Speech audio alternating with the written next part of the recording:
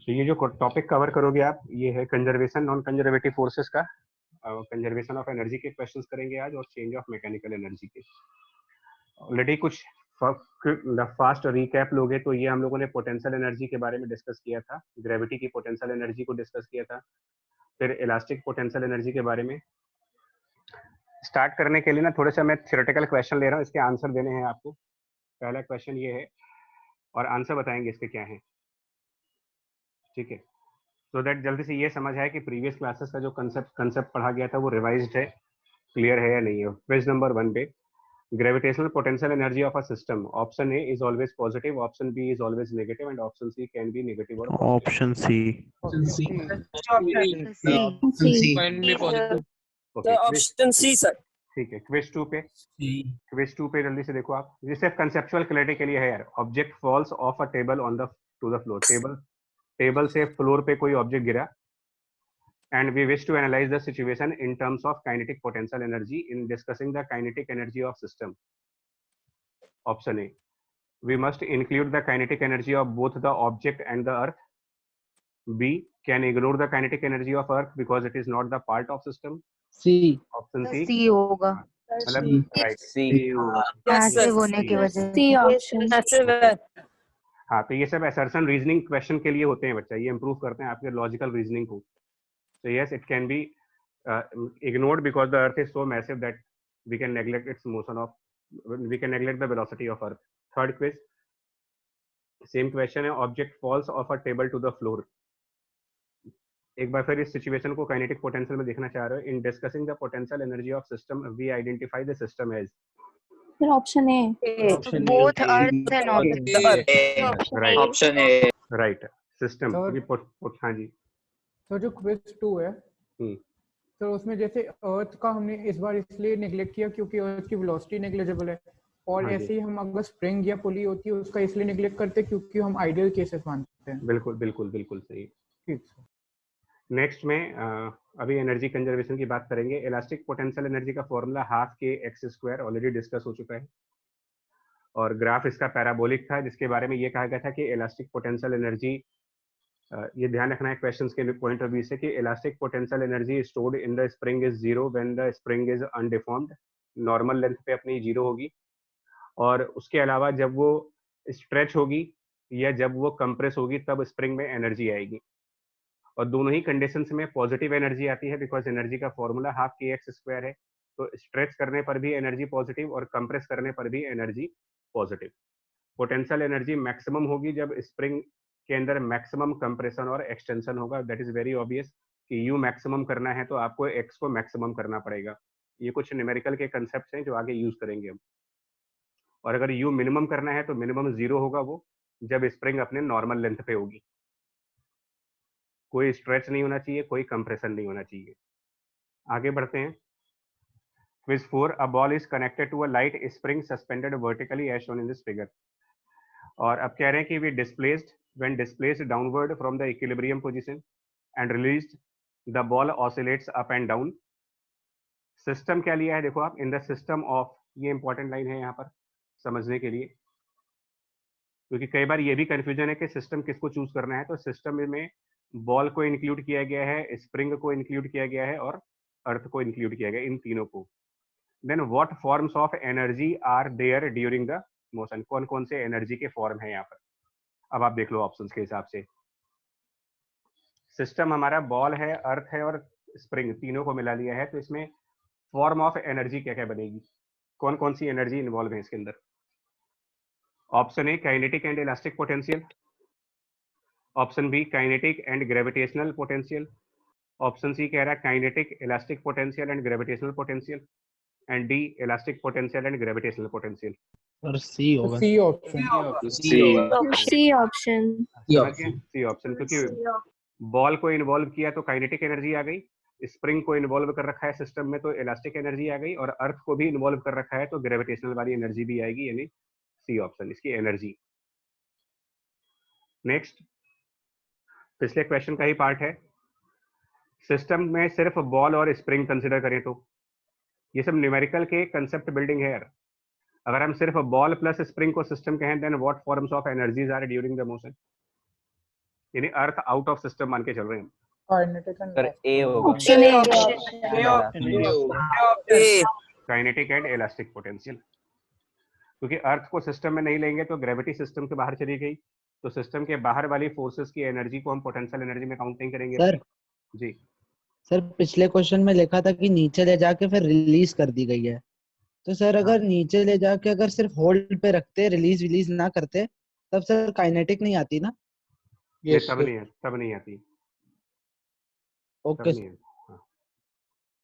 ठीक है। सो ये बच्चा मतलब न्यूमेरिकल्स करने से पहले इस टाइप के क्वेश्चंस जरूर किया करो, ताकि आपका थ्योरेटिकल कांसेप्ट चेक हो जाए कि हाँ आपने थ्योरी वाला पार्ट बिल्कुल अच्छी तरीके से समझ लिया है, तो न्यूमेरिकल्स में इसको अप्लाई करेंगे। नेक्स्ट पॉइंट पे आते हैं। अब ये क्वेश्चंस है कुछ हमारे, ठीक है, प्रॉब्लम्स हैं। तो इसमें बॉल फ्री फॉल पर कर रही है, देखिए ball in the free fall. अब इसके अंदर कह रहे हैं कि अगर बॉल फ्री फॉल कर रही है, then a ball of mass m is dropped from a height h above the ground. अब यहाँ पर मोस्ट इंपॉर्टेंट पार्ट है, ये न्यूमेरिकल का पार्ट समझना। आप आज दो तरीके के क्वेश्चंस करोगे, एक वो क्वेश्चंस होंगे जहां पर रेजिस्टेंस को नेग्लेक्ट किया जाएगा, और कुछ वो क्वेश्चंस भी करेंगे जिसमें रेजिस्टेंस कंसीडर करेंगे हम। दो तरीके के न्यूमेरिकल्स कर रहे हैं मेरे को, और यही मेरा स्टार्टिंग का पार्ट था कि जिन क्वेश्चंस में आपको बता दूं, यहाँ पर जिन क्वेश्चंस में आप रेजिस्टेंस को नेग्लेक्ट कर रहे हो, वहां पर कंजर्वेशन ऑफ एनर्जी का कंसेप्ट है, that energy of system will remain conserve. ये कंसेप्ट लगाएंगे आप, that is by conservative force कह रहे हो तो कांस्टेंट एनर्जी रहेगी। और चेंज इन मैकेनिकल एनर्जी उन न्यूमेरिकल्स के लिए होगा जहां पर रेजिस्टेंस कंसीडर किया जाएगा। तो conservation of mechanical energy, that means problem के अंदर ये बहुत स्ट्रिक्टली मेंशन होना चाहिए that there is no resistance, there is no friction, और अगर रेजिस्टेंस है then there is change in mechanical energy. ये दो तरीके के क्वेश्चंस करेंगे। तो पहले मैं एनर्जी कंजर्वेशन के क्वेश्चंस कराऊंगा आपको, एंड देन उसके बाद फ्रिक्शन वाले क्वेश्चंस। और इसी तरीके से पूरे चैप्टर को दो पार्ट्स में कैटेगराइज करेंगे, problems without friction force and problems with friction force. दो कैटेगरीज में डिवाइड करेंगे इसको, ठीक है। ये ध्यान रखना, आप पूरे चैप्टर में दो ही तरीके के क्वेश्चंस आएंगे। ये क्वेश्चन विदाउट फ्रिक्शन फोर्स है, स्ट्रेट फॉरवर्ड इसका आंसर लाओगे आप। जब बॉडी को h हाइट से ड्रॉप किया है, दैट मीन्स यहाँ से स्टार्ट करेंगे, तो यहाँ पर एनर्जी क्या बनेगी सिस्टम की। अब इसमें सिस्टम का मतलब क्या है, सिस्टम क्या क्या काउंट करेंगे, तो सिस्टम पहले स्पेसिफाइड, हाँ जी, बॉल प्लस अर्थ, तो बॉल प्लस अर्थ होगा। अब थ्योरेटिकल क्वेश्चन में आपको बताया जा चुका है कि अर्थ की काइनेटिक एनर्जी को इग्नोर कर सकते हैं, तो एनर्जी ऑफ सिस्टम जो होगा, अगर मैं थ्योरी वाइज लिखना चाहूँ तो theory wise it should be kinetic energy ball की प्लस काइनेटिक एनर्जी अर्थ की थ्योरेटिकल लेवल पर, प्लस पोटेंशियल एनर्जी ग्रेविटी वाली, और कुछ तो है नहीं यहाँ पर। न्यूमेरिकल्स में अगर चलेंगे तो एनर्जी ऑफ सिस्टम ये है। अब इसकी इनिशियल वैल्यू क्या है और इसकी फाइनल वैल्यू क्या है, तो इनिशियल वैल्यू और फाइनल वैल्यू जब निकालेंगे, देखिए अर्थ वाली काइनेटिक एनर्जी को इग्नोर करते हैं हम लोग न्यूमेरिकल्स करते वक्त, इसको इग्नोर कर दो आप। तो बॉल की काइनेटिक एनर्जी, बॉल को ड्रॉप किया गया है, ड्रॉप करना मतलब zero velocity, initial kinetic energy ball की जीरो। अर्थ की काइनेटिक एनर्जी नेग्लेक्टेड है, और ग्रेविटी की एनर्जी, तो ग्राउंड से कितनी हाइट पर है वो पार्टिकल स्टार्टिंग में, तो इनिशियल h हाइट पर, तो mgh पोटेंशियल एनर्जी। फाइनली जब वो y डिस्टेंस पे है, और उसमें vf स्पीड है और m मास है, तो काइनेटिक एनर्जी बॉल की लिखोगे आप हाफ mvf स्क्वायर और प्लस पोटेंशियल एनर्जी, तो वो y डिस्टेंस पे है आपकी बात, तो mg इंटू वाई जी। अब इन दोनों को इक्वेट कर दो, इनको कंजर्व कर दो, और कंजर्व करने के पीछे रीजन ये है कि बिना किसी फ्रिक्शन फोर्स के कोई लॉस ऑफ एनर्जी नहीं होगा, सो इनिशियल और फाइनल एनर्जीज को आपस में इक्वेट कर सकते हो, और इससे हमें ना v फाइनल की वैल्यू मिल जाएगी आपको आराम से। इन दोनों को कंपेयर करेंगे, मैं रिजल्ट लिख दे रहा हूँ, v फाइनल की वैल्यू यहाँ से आएगी square root of 2g and then h minus y. Straightforward question, मैं फिर से रिपीट कर दे रहा हूँ, दो कैटेगरीज प्रॉब्लम की हैं पूरे वर्क एनर्जी पावर में, यही दो कैटेगरीज होंगी, एक विद फ्रिक्शन और एक विदाउट फ्रिक्शन। हाँ जी प्रणव, ये काइनेमेटिक्स से भी आ जाएगा, बट पहला क्वेश्चन था इसलिए मैंने ऐसे लिया। सेकंड क्वेश्चन देखो, ये थोड़ा सा इंटरेस्टिंग क्वेश्चन भी है, सेकंड क्वेश्चन इंटरेस्टिंग है ना। ये लेफ्ट साइड पर आप देख सकते हो कि कोई जोकर एक्टर है, एक्टर टाइप का है, और वो एक्टर एक स्ट्रिंग से अटैच है, एक्टर बंधा हुआ है स्ट्रिंग से जिसकी लेंथ r है, फिर ये स्ट्रिंग पुली से होता हुआ वाया पुली एक हॉरिजेंटल पोर्शन पे जा रहा है और वहां से वो स्ट्रिंग वापस नीचे आकर के किसी बैग से अटैच है, किसी सैंड बैग से अटैच है। सर स्ट्रिंग है स्प्रिंग? स्ट्रिंग है भैया, क्वेश्चन लिखो, ऊपर क्वेश्चन भी पढ़ना है साथ में ना, वो तो फिगर है मैं समझा। स्ट्रिंग सर है। आप बोल रहे हैं स्प्रिंग? अच्छा, स्प्रिंग स्ट्रिंग बोलने में मिस्टेक हो सकती है। तो ये सैंड बैग, मैं न्यूमेरिकल वैल्यूज पर नहीं जा रहा बिकॉज यार ये फॉरेन ऑथर्स की बुक में है तो वो डिफरेंट वैल्यूज बड़ी गंदी सी होती है ना, तो इसको सिंबॉलिकली ट्राई करेंगे। सैंड बैग का मास कैपिटल एम से इंट्रोड्यूस करेंगे, इस एक्टर के मास को स्मॉल एम से इंट्रोड्यूस करेंगे, स्ट्रिंग की लेंथ आर, ये एंगल थीटा। ये जो एक्टर है वो एक पेंडुलम की तरीके से मूव करेगा, as a pendulum, as a pendulum ये एक्टर मूव करेगा। और कंडीशंस ये हैं कि आपको थीटा की मैक्सिमम वैल्यू बतानी है सो दैट कि ये जो सैंड बैग है वो लिफ्ट ना करे।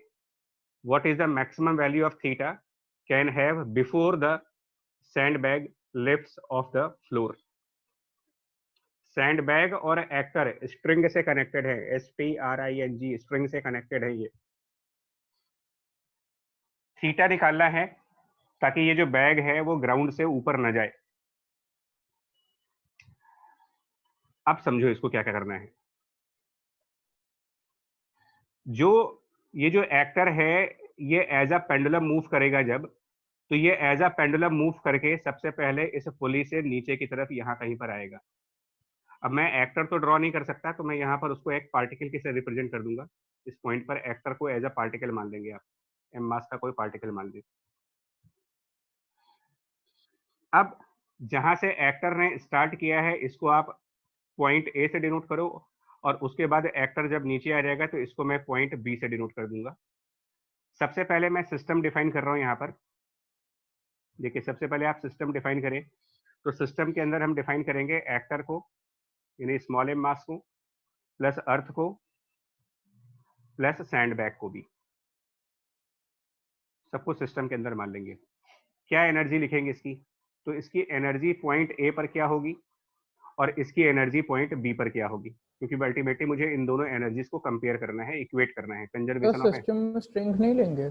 स्ट्रिंग भी ले सकते हो, स्ट्रिंग मासलेस, हाँ वो भी इंक्लूड करेंगे। स्ट्रिंग ले, पुली वो सब ले चैनल में फर्क नहीं पड़ता बिकॉज वो मासलेस बॉडीज हैं। एनीवे पॉइंट ए पर, तो अब आप सुनो एनर्जी के जितने फॉर्म हैं, मैंने इसीलिए वो क्विज पूछी थी आपसे कि फॉर्म ऑफ एनर्जी क्या क्या होगा। आपको मैंने इसीलिए क्वेश्चन क्विज में पूछा था कि कौन कौन से फॉर्म ऑफ एनर्जी कंसीडर करने हैं। ये डिपेंड करता है कि आप सिस्टम किसको चूज कर रहे हो। तो अगर एक्टर को सिस्टम चूज किया है और वो एक्टर मोशन में है, तो अगर एक्टर मूव कर रहा है, इन मोशन है अगर ये, तो इसका मतलब काइनेटिक एनर्जी आएगी। अर्थ को इंक्लूड किया है, इसका मतलब पोटेंशियल एनर्जी ग्रेविटी की आएगी। तो ये कई सारी फॉर्म ऑफ एनर्जीज हैं, जितनी भी एनर्जी के फॉर्म है इन सबको लिखा जाए। तो पॉइंट ए पर एक्टर के पास क्या स्पीड है, तो पॉइंट ए पर एक्टर ने स्टार्ट किया, अभी स्टार्ट हुआ है, ये पेंडुलम के तरीके से स्टार्ट कर रहा है यहाँ पर, तो वहां पर उसके पास जीरो वेलोसिटी है, तो काइनेटिक एनर्जी जीरो।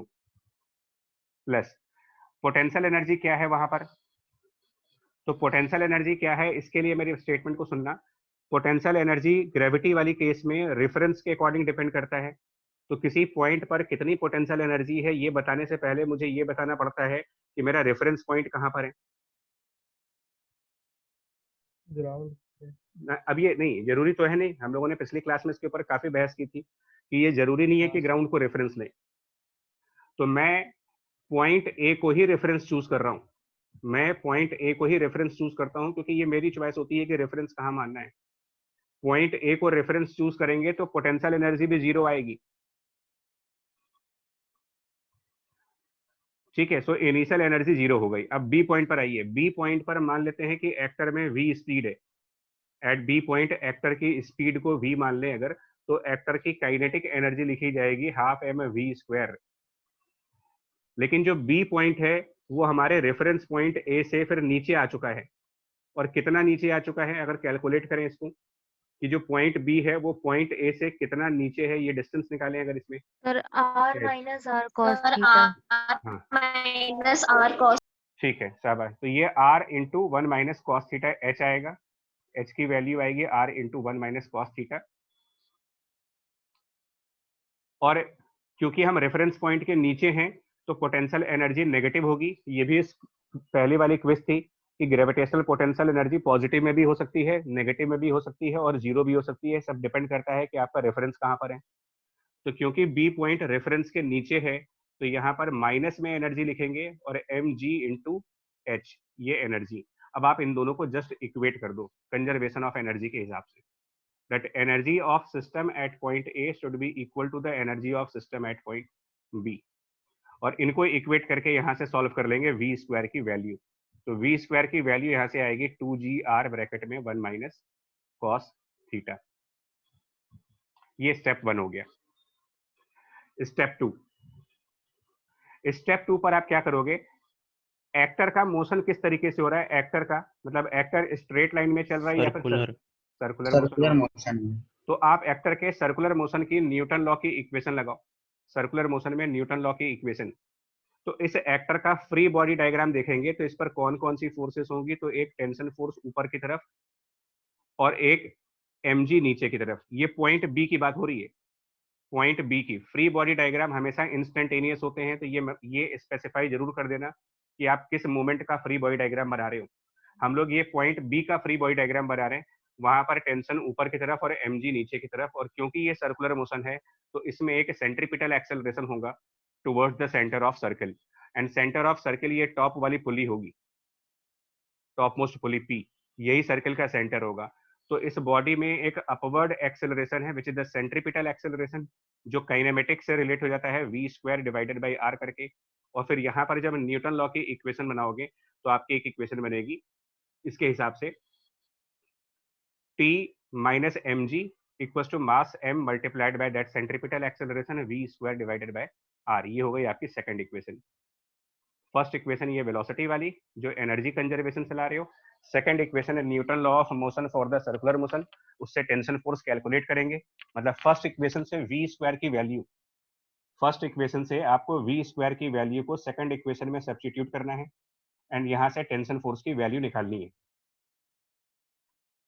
अब अगला कंसेप्ट, ये जो सर, बी को, हाँ सर यहाँ सिस्टम में सैंड बैग माना है तो सैंड बैग का नहीं देखेंगे हम लोग। सैंडबैग मोशन कहाँ कर रहा है भाई। सैंडबैग अभी लिफ्ट थोड़ी हुआ है, सैंडबैग तो ग्राउंड पे ही पड़ा है।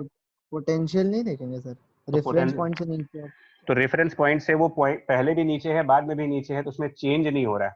मतलब कि अच्छा, हम ओके सिर्फ सर। उन्हीं एनर्जीज को न्यूमेरिकल में कंसीडर करते हैं जो चेंजेस, जिनमें चेंजेस आ रहे हो। सर लिख भी देंगे तो कैंसिल हो जाएगा। वही बात है कि यस सर, समझ गए पॉइंट सर। हाँ, लेफ्ट हैंड साइड पर भी उसकी एनर्जी उतनी रखोगे, राइट हैंड साइड पर भी वही एनर्जी रखोगे, तो जो चेंज हो उनको देखो आप। यस तीसरा सर। कंसेप्ट आइए, टेंशन फोर्स सैंड बैग पर भी लगेगा क्योंकि वो सेम स्ट्रिंग से कनेक्टेड है, उसी स्ट्रिंग से ये भी कनेक्टेड है, तो टेंशन यहाँ भी आएगी। और सैंड बैग का वेट mg नीचे होगा, तो इसको लिफ्ट करने की कंडीशन क्या होगी। थर्ड कंसेप्ट लगाएं अगर, तो क्रिटिकल केस का, नॉर्मल जस्ट जीरो हो जाएगा। हाँ जी critical case, about to lift का केस लो। देखिए सैंड बैग पर नॉर्मल होगा, लेकिन जब वो लिफ्ट होने वाला होगा तब आप उसके क्रिटिकल कंडीशन में नॉर्मल को जीरो मान लेंगे और कह देंगे टेंशन बराबर कैपिटल mg। ये हमारी थर्ड इक्वेशन बनेगी। अब इन तीनों को लेकर के थीटा सॉल्व करना है। पहले फर्स्ट इक्वेशन से v स्क्वायर की वैल्यू को सेकंड इक्वेशन में पुट करके कैपिटल T निकालोगे, और सेकंड इक्वेशन से जो कैपिटल T सॉल्व होगा वो थर्ड इक्वेशन में T की जगह पर रिप्लेस करोगे, और फिर जाकर के आप इसमें से एंगल थीटा की वैल्यू कैलकुलेट करेंगे। तो कैलकुलेशन छोड़ दे रहे हैं, इक्वेशंस बनवानी है आपको। फर्स्ट इक्वेशन, सेकंड इक्वेशन और थर्ड इक्वेशन कहाँ से क्या करना है ये भी बता दिया है, और इसके आगे आप प्रोसीड कर सकते हो इसको। ठीक है, ये चीज आगे बढ़े। Yes sir. चलिए नेक्स्ट क्वेश्चन देखो। ठीक है, ये बुलेट और गन वाला क्वेश्चन।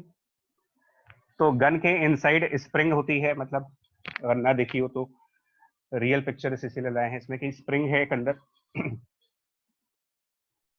इसमें यहाँ पर एक मास कनेक्टेड है, यहाँ पर एक मास कनेक्टेड है, वो बुलेट है बेसिकली। और ये जो स्प्रिंग इसके अंदर लगाई गई है वो स्प्रिंग कंप्रेस है। यहाँ पर स्टार्टिंग में ये स्प्रिंग कंप्रेस मोड में है, कंप्रेस्ड है। कितने अमाउंट से कंप्रेस्ड है, तो x अमाउंट से कंप्रेस है। और इस बॉल का मास, मतलब बुलेट का मास, सॉरी, इस बुलेट का मास m क्वेश्चन में दिया हुआ है सो मास गिवन है, स्प्रिंग दिया हुआ है, स्प्रिंग में इनिशियली कंप्रेशन है और इसका कांस्टेंट के भी दिया होगा या फिर फाइंड आउट करना होगा, कुछ एक चीज होगी। डिटरमाइन द स्प्रिंग कांस्टेंट, यानी के निकालना है मेरे को। उसके बाद कह रहे हैं कि जब आप इसको फायर करते हो तो ये जो बुलेट है वो ऊपर की तरफ मूव करेगी, तो बीच में तो ये स्प्रिंग अपनी नॉर्मल लेंथ पे आ जाएगी, बीच में ये स्प्रिंग अपने नॉर्मल लेंथ पे आएगी। उस समय बुलेट की वेलोसिटी v फाइंड करनी है कि जब स्प्रिंग अपने नॉर्मल लेंथ पर आएगी तो बुलेट में कितनी स्पीड होगी, एक तो ये फाइंड आउट करना है आपको। उसके अलावा ये बुलेट फायर होने के बाद मैक्सिमम जिस हाइट तक गई है वो हाइट आपकी 20 मीटर दी गई है, मैक्सिमम 20 मीटर तक गई है, और ये 20 मीटर इनिशियल पॉइंट से गई है जहां पर स्प्रिंग कंप्रेस थी, उससे 20 मीटर ऊपर तक बुलेट जा रही है फायर होने के बाद। तो दो क्वेश्चंस हैं इसमें, देखो फिर लिखा है नेग्लेक्ट ऑल रेजिस्टिव फोर्सेस, और ये सबसे बड़ी हिंट होती है क्वेश्चंस की। रेजिस्टेंस नेग्लेक्ट करना मतलब एनर्जी कंजर्व करना। अब हम क्या करेंगे, देखो सिस्टम इसके अंदर मैं वर्बली बोल रहा हूँ, सिस्टम में बॉल को इंक्लूड करेंगे, स्प्रिंग को इंक्लूड करेंगे और अर्थ को इंक्लूड करेंगे। बॉल, स्प्रिंग और अर्थ, ये सिस्टम है। तो इसका मतलब इस सिस्टम की जो एनर्जी होगी, एनर्जी वो तीन फॉर्म्स में होगी। Energy of this system will be in three forms. First will be the kinetic energy of the bullet, second will be potential energy of the gravity, and third potential energy of spring, that is elastic potential energy. तीन energies हैं। पहले तो आपको ये identify करना पड़ेगा कि कौन कौन से फॉर्म ऑफ एनर्जी इसके अंदर है, और वो डिपेंड करता है कि सिस्टम की चॉइस क्या ली है मैंने। वो जो 5 क्विजेस है ना, 5 क्विजेस बिगिनिंग की, वो बहुत हेल्पफुल होंगी न्यूमेरिकल करने के लिए। थ्योरेटिकल कंसेप्ट बिल्डिंग के लिए वो 5 क्विज जो डिस्कस की गई हैं वो बेसिकली सारे डाउट रिमूव करेंगी और कंसेप्ट बिल्डिंग करेंगी। एक बार सिस्टम की एनर्जी आइडेंटिफाई कर ली आपने, अब उसके बाद इस एनर्जी को आप वेरियस पॉइंट्स पर कैलकुलेट करोगे। That means energy of system calculate करो आप। जब हम पॉइंट ए पर होंगे तब क्या होगा, एनर्जी ऑफ सिस्टम कैलकुलेट करें जब हम पॉइंट बी पर होंगे तब क्या होगा, और एनर्जी ऑफ सिस्टम कैलकुलेट करेंगे जब हम पॉइंट सी पर होंगे तब क्या होगा। और इन सारे पॉइंट्स पर एनर्जी की वैल्यू बराबर होनी चाहिए, क्योंकि रेजिस्टेंस नहीं है, एनर्जी हर एक पॉइंट पर बिल्कुल आइडेंटिकल चल रही होगी। तो एक एक करके आओ।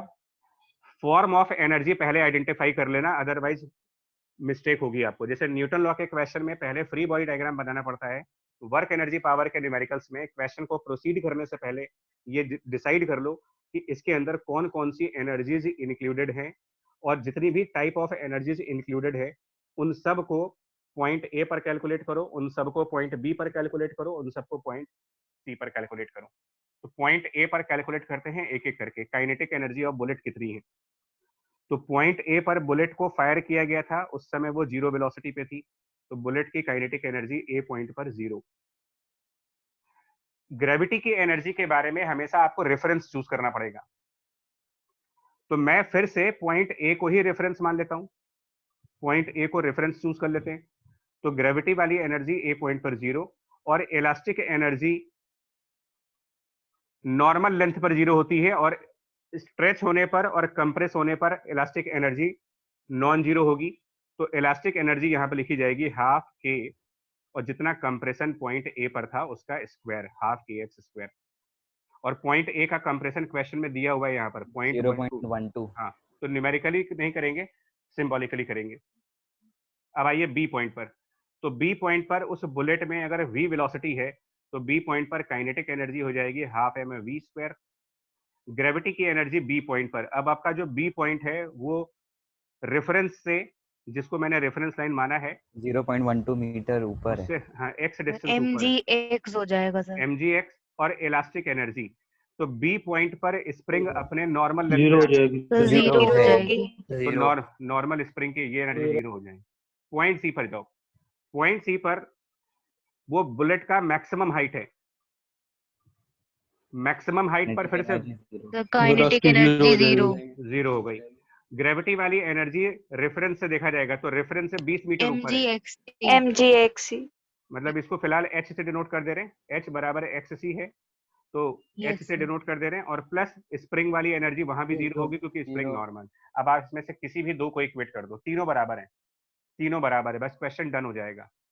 देखो सिंपल रखो क्वेश्चन को, आसान तरीके से सॉल्व कर सकते हो कि एनर्जी ए पॉइंट की equal to energy B point की equal to energy C point की, that is conservation of energy. अब आपका आंसर आता जाएगा। ए और सी को इक्वेट करेंगे तो क्वेश्चन का की वैल्यू आ जाएगी, फर्स्ट पार्ट आ जाएगा, first part E A equal to E C करके आ जाएगा, और सेकंड पार्ट को सॉल्व करने के लिए ई A equal to E B. बस ये, अब ये तो बेसिकली मैथ हो गया कि कौन सी दो इक्वेशंस कंपेयर करनी है मेरे को, बट इससे क्वेश्चन सॉल्व हो जाएगा। स्टेप बाय स्टेप प्रोसीड करोगे तो आंसर हमेशा सही आएंगे। अगर आप ओवर स्टेपिंग, मैंने पहले भी कहा हुआ है, बिना क्वेश्चन को एनालाइज किए, बिना आइडेंटिफाई किए तो गलत है। न्यूटन लॉ का न्यूमेरिकल करने के लिए free body diagram should be your first step, and work energy power का न्यूमेरिकल करने के लिए the first step is identification of system and type of energies included in the system. ये दोनों चैप्टर्स के अपने अपने अप्रोच है। नेक्स्ट, अब कंजर्वेटिव फोर्सेस की जब हम बात करेंगे तो ये दो मैंने कंजर्वेशन ऑफ एनर्जी के क्वेश्चंस कराए हैं आपको। देखो, एक ये क्वेश्चन और एक ये क्वेश्चन, दो कंजर्वेशन ऑफ एनर्जी के। एक क्वेश्चन मैं और कराना चाहूंगा, वो मैंने पहले से लिखा हुआ नहीं था, अभी यहाँ पर कराते हैं। देखो, बड़ा अच्छा क्वेश्चन है, ध्यान से देखना है इसको।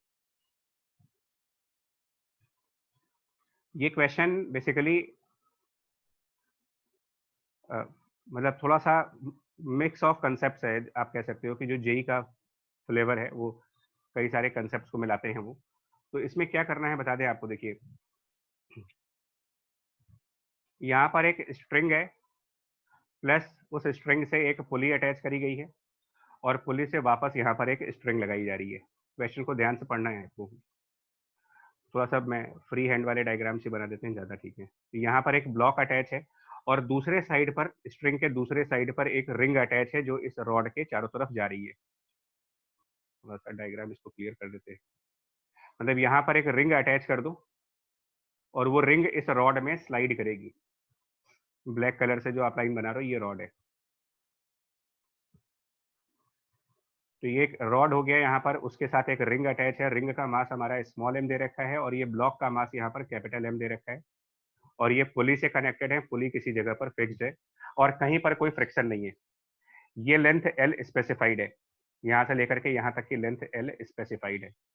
नो फ्रिक्शन एनीवेयर, न तो एयर में कोई रेजिस्टेंस है, न रॉड पे कोई रेजिस्टेंस है, न पुली में कोई रेजिस्टेंस है एनीवेयर। ये चिल्ला चिल्ला के ये कहता है कि भैया एनर्जी कंजर्व करा, कंजर्वेशन ऑफ एनर्जी। बस इससे ज्यादा कौन क्या चिल्लाएगा। फ्रिक्शन नहीं है, तो अब आप आवाज न सुन पाए किसी की, तो ये भाई आपकी प्रॉब्लम है कि क्या करना है। नाउ नेक्स्ट पॉइंट, क्वेश्चन ये कह रहा है कि we start from rest, we start from rest, ये क्वेश्चन कह रहे हैं। फाइंड वेलोसिटी दोनों की निकालनी है इसमें। Find the velocity of m and capital M when capital M moves, या कैपिटल एम की जगह स्मॉल एम कर देते हैं, ज्यादा अच्छा होगा। When small m moves by distance y, क्या करना चाहिए बताओ। देखो क्या कंस्ट्रेंट लगेगा इसमें। हाँ, कंसेप्ट लगाने। हाँ देखो, हाँ कंस्ट्रेंट तो लगेगा ही लगेगा, ऑब्वियसली लगेगा। कनेक्टेड बॉडीज हैं तो बिना कंस्ट्रेंट पे तो वैसे भी कोई न्यूमेरिकल सॉल्व नहीं होगा। दो बॉडीज और स्ट्रिंग दिख जाए तो कंस्ट्रेंट तो आना ही आना है उसमें। क्या करेंगे देखो यार, इसमें लॉजिक लगाते हैं सबसे पहले सॉल्यूशन पार्ट में। तो सिस्टम किसको मानोगे, आइडेंटिफाई करो, स्टेप 1। हालांकि ये प्रैक्टिस करते करते आपको समझ आएगा। तो मैं सिस्टम डिफाइन कर रहा हूँ स्मॉल एम को, सिस्टम डिफाइन कर रहा हूँ कैपिटल एम को, सिस्टम डिफाइन कर रहा हूँ अर्थ को, और स्ट्रिंग ऑटोमेटिकली सिस्टम का पार्ट बन जाएगी, क्योंकि स्मॉल एम और कैपिटल एम जब सिस्टम माने हैं आपने तो वो स्ट्रिंग से अटैच है, तो स्ट्रिंग बाय डिफॉल्ट सिस्टम का पार्ट है। कौन कौन सी एनर्जी इंक्लूड हो जाएंगी इसके हिसाब से, फॉर्म ऑफ एनर्जी देख करके देख लो आप। एनर्जी ऑफ सिस्टम क्या क्या बनेगा यहाँ। तो एनर्जी ऑफ सिस्टम में स्मॉल एम की kinetic energy plus energy of system में कैपिटल एम की काइनेटिक एनर्जी। अर्थ की काइनेटिक एनर्जी इग्नोर करनी है, लेकिन अर्थ की वजह से पोटेंशियल एनर्जी ग्रेविटी की आएगी, तो ग्रेविटी की पोटेंशियल एनर्जी, अब ग्रेविटी की पोटेंशियल एनर्जी भी दोनों के लिए आएगी, स्मॉल एम के लिए भी और कैपिटल एम के लिए भी। तो ये फॉर्म ऑफ एनर्जीज हो गई। अब आप सिर्फ ये देख लो कि इसकी इनिशियल वैल्यू क्या है और फाइनल वैल्यू क्या है। मतलब सिस्टम की एनर्जी जो है वो इनिशियली कितनी है जब स्टार्ट किया था तब क्या था और सिस्टम की एनर्जी बाद में कितनी है, बस ये देखा जाए। तो फॉर्म आइडेंटिफाई कर चुके हो, अब आप उसको इनिशियल फाइनल वैल्यूज देख रहे हो। तो पहले इनिशियल वैल्यू, क्योंकि इनिशियल वैल्यू क्वेश्चन के लैंग्वेज में होती है, तो क्वेश्चन के लैंग्वेज को पढ़ करके आप देख सकते हो कि इनिशियली क्या आंसर मिलेगा हमारा। तो इनिशियल में क्वेश्चन के लैंग्वेज को पढ़ते हैं, वी स्टार्ट फ्रॉम रेस्ट। तो kinetic energy of small m 0, kinetic energy of capital M 0, gravity की एनर्जी। यहाँ पर फिर आपको रेफरेंस चूज करना पड़ेगा। अब रेफरेंस किसको चूज करेंगे इसमें, तो हम इसमें रेफरेंस चूज करेंगे, देखो एम तो स्मॉल एम को, किसी को भी ले सकते हो, स्मॉल एम को या कैपिटल एम, किसी को भी रेफरेंस मान लो। तो चलिए स्मॉल एम को ही रेफरेंस मान लेते हैं। तो अगर हम स्मॉल एम को रेफरेंस मान लेंगे तो फिर उसकी पोटेंशियल एनर्जी 0 हो जाएगी, लेकिन फिर कैपिटल एम की एनर्जी लिखनी पड़ेगी आपको। मान लेते हैं कि कैपिटल एम उससे कुछ इसका स्मॉल एच से डिनोट कर देते हैं इसको, स्मॉल एच, तो minus capital M g h. हालांकि ये बाद में कैंसिल हो जाएगा, बट फिर भी लिख लेते हैं इसको। फाइनली क्या होगा, तो फाइनली क्वेश्चन में ही लिखा होता है। अब फाइनली मतलब कब, तो वो कह रहे कि when small m moves by distance y। तो वो y डिस्टेंस कहाँ मूव करेगा यार, स्मॉल एम y डिस्टेंस कहाँ मूव करेगा, ऊपर की तरफ या नीचे की तरफ? तो नीचे ही आएगा, फ्रिक्शन नहीं है तो नीचे फिसल जाएगा वो। Yes sir. तो बाद वाला डायग्राम देखो जरा, बाद वाले डायग्राम में स्मॉल एम नीचे आ गया, y डिस्टेंस नीचे आ गया ये। अब जब ये y डिस्टेंस नीचे आ जाएगा तो बहुत नेचुरल है कि स्ट्रिंग का इंक्लिनेशन चेंज हो जाएगा। स्ट्रिंग जो पहले हॉरिजॉन्टल थी अब वो थोड़ी सी ऐसे हो जाएगी। मैं इस स्ट्रिंग को ना डॉटेड लाइन से दिखा दे रहा हूं तो कि कंफ्यूजन ना हो। तो ये स्ट्रिंग थोड़ी इंक्लाइंड होगी और नेचुरली जब स्मॉल एम नीचे आएगा तो कैपिटल एम थोड़ा सा ऊपर उठेगा, ब्लॉक कैपिटल एम ऊपर शिफ्ट कर जाएगा। मानते हैं इसको आप, अगर इस रिंग नीचे आएगी तो कैपिटल एम ऊपर यस जाएगा। सर। Yes sir. जी, तो अब देखो कितना ऊपर जाएगा, पहले तो ये कैलकुलेट करना है। देखिए फिजिक्स का पार्ट आपका क्लियर है, फिजिक्स का कंसेप्ट क्लियर है कि एनर्जी कंजर्व करनी है, लेकिन उसके लिए कुछ मैथमेटिकल चीजें करनी पड़ती है हमें। क्या क्या करना है, देखो पहली बात हम लोग ये मानेंगे, सबसे पहले हम ये मानेंगे कि इस रिंग के अंदर वेलोसिटी v है, रिंग के अंदर we are velocity of ring, और ब्लॉक के अंदर वेलोसिटी है vb। ठीक, तो अब हम जब फाइनल एनर्जी लिखेंगे तो kinetic energy of small m जो पहली एनर्जी है उसको हम लिखेंगे half small m velocity of ring का स्क्वायर, प्लस हमें कैपिटल एम की भी काइनेटिक एनर्जी लिखनी है क्योंकि वो पार्ट ऑफ सिस्टम है। तो half capital M into velocity of capital M यानी कि वेलोसिटी ऑफ द ब्लॉक का स्क्वायर। पोटेंशियल एनर्जी भी लिखनी है। तो अब जो रिंग है यानी कि स्मॉल एम वो रेफरेंस पॉइंट से y डिस्टेंस नीचे चला गया, तो यहाँ पर माइनस mgy। अब जो ब्लॉक है वो रेफरेंस पॉइंट से कितना नीचे है ये कैलकुलेट करना पड़ेगा हमें। ये कैसे कैलकुलेट होगा, देखो पाइथागोरस थ्योरम लगाएंगे सर तो h माइनस y होगा। ना ना ना ना ना सर देखिए, l plus h minus under root l square plus y square. हाँ जी, ये पहले आप ये स्लांटेड लेंथ पाइथागोरस थ्योरम से निकालें। ये स्लांटेड लेंथ पाइथागोरस थ्योरम से जब निकालेंगे तो ये root of l square plus y square होगा। अब इसके कुछ नाम दो, पहले इसको ए पॉइंट का नाम दीजिए, इसको बी पॉइंट का नाम दे देते हैं और इसको सी पॉइंट का नाम दो। टोटल स्ट्रिंग तो उतनी ही लेंथ की होगी ना यार, लेंथ ऑफ स्ट्रिंग तो बदल जाएगी नहीं। तो पुली और रिंग के बीच में पहले कितनी लेंथ है स्ट्रिंग की, देखो आप, पुली और एल एल है सर। एल अब पुली और रिंग के बीच में कितनी लेंथ है, अब पुली और रिंग के बीच रूट में l square plus y square. तो कितना लेंथ पुली और रिंग के बीच में इंक्रीज हुआ है, root l square plus y square minus l. तो उतनी ही लेंथ पुली और ब्लॉक के बीच में कम हो जाएगी। यस। देखिए स्ट्रिंग के दो सेगमेंट्स हैं, एक सेगमेंट स्ट्रिंग का है जो पुली से रिंग तक जा रहा है और दूसरा सेगमेंट स्ट्रिंग का वो है जो पुली से ब्लॉक तक आ रहा है। दोनों सेगमेंट्स की लेंथ का टोटल कांस्टेंट रहना चाहिए। तो अगर एक साइड का सेगमेंट इंक्रीज करेगा तो उसी टाइम दूसरे साइड का सेगमेंट रिड्यूस कर जाएगा। L plus h minus under root of l square plus y square. हाँ, तो ये आप अब यहाँ पर बस यहीं पर स्टूडेंट थोड़ा सा कंसंट्रेशन लूज करते हैं और उनको समझ नहीं आता कि अब क्या करना चाहिए मेरे को। यानी ये ब्लॉक कितना लिफ्ट हुआ, ये डिस्टेंस कैसे निकालोगे आप, कितना गया ब्लॉक, तो ये डिस्टेंस आप निकालो इस तरीके से कि पुली और रिंग वाली लेंथ जितनी इंक्रीज हुई होगी ये ब्लॉक उतना ही ऊपर लिफ्ट हुआ होगा। सो ब्लॉक लिफ्ट करेगा by root of l square plus y square minus l से, इतना लिफ्ट कर जाएगा। और जब ये ब्लॉक इतना लिफ्ट कर जाएगा तो वो रेफरेंस पॉइंट से कितना नीचे होगा, जो रेफरेंस पॉइंट माना था पॉइंट ए को, उससे अब ये ब्लॉक कितना नीचे होगा। ये ब्लॉक पहले रेफरेंस पॉइंट से स्मॉल एच डिस्टेंस नीचे था। एच में से minus sir h H plus plus l L minus minus root l root square of plus L y square square. plus y square. पहले एच डिस्टेंस नीचे थे, फिर lift कर गए, तो लिफ्ट करने के बाद भी आप रेफरेंस पॉइंट के तो नीचे ही हो ना, तो रेफरेंस पॉइंट के नीचे हैं तो अभी भी हम माइनस में लिखेंगे energy minus capital M g, और अब हम कितना नीचे हैं तो h minus this term root of l square plus y square minus l, ये हो गई आपकी। अब मुझे इन दोनों को इक्वेट करना है, मेरी इक्वेशन यहाँ से बनेगी, मतलब E initial energy equals to final energy, ये मेरी फर्स्ट इक्वेशन बन जाएगी। बट अभी इससे आंसर आएगा नहीं आपका, अभी आंसर, हाँ अभी आपको दोनों के वेलोसिटीज को भी रिलेट करना है, दोनों के वेलोसिटीज को रिलेट करना है, वो मैं अलग पेज पे दिखा रहा हूँ। एक तरफ हमारे पास रिंग है जो डाउनवर्ड मोशन कर रहा है वी आर वेलोसिटी से, उससे अटैच्ड हमारे पास स्ट्रिंग है जो कि थोड़ा सा एंगल पे जा रहा था इधर, फिर वापस पुली से अटैच हुआ था वो, और पुली से अटैच करके वो एक ब्लॉक से कनेक्टेड है। ब्लॉक की वेलोसिटी हम लोगों ने ऊपर वी भी मानी हुई है, रिंग की वेलोसिटी वी मानी हुई है, और ये दोनों स्ट्रिंग से कनेक्टेड है, तो इनका कंस्ट्रेंट कैसे लाएंगे।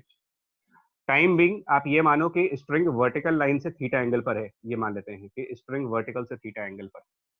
यहाँ पर कंसेप्ट ये लगाओगे that sum of work done by the tension force equal to zero, क्योंकि कंस्ट्रेंट इक्वेशन बनाने का ये सबसे आसान तरीका है, sum of work done by tension equal to zero. और टेंशन फोर्स कैसे लगेगा, तो रिंग पर टेंशन फोर्स की डायरेक्शन स्ट्रिंग की तरफ होगी और ब्लॉक पर टेंशन फोर्स की डायरेक्शन ऊपर होगी।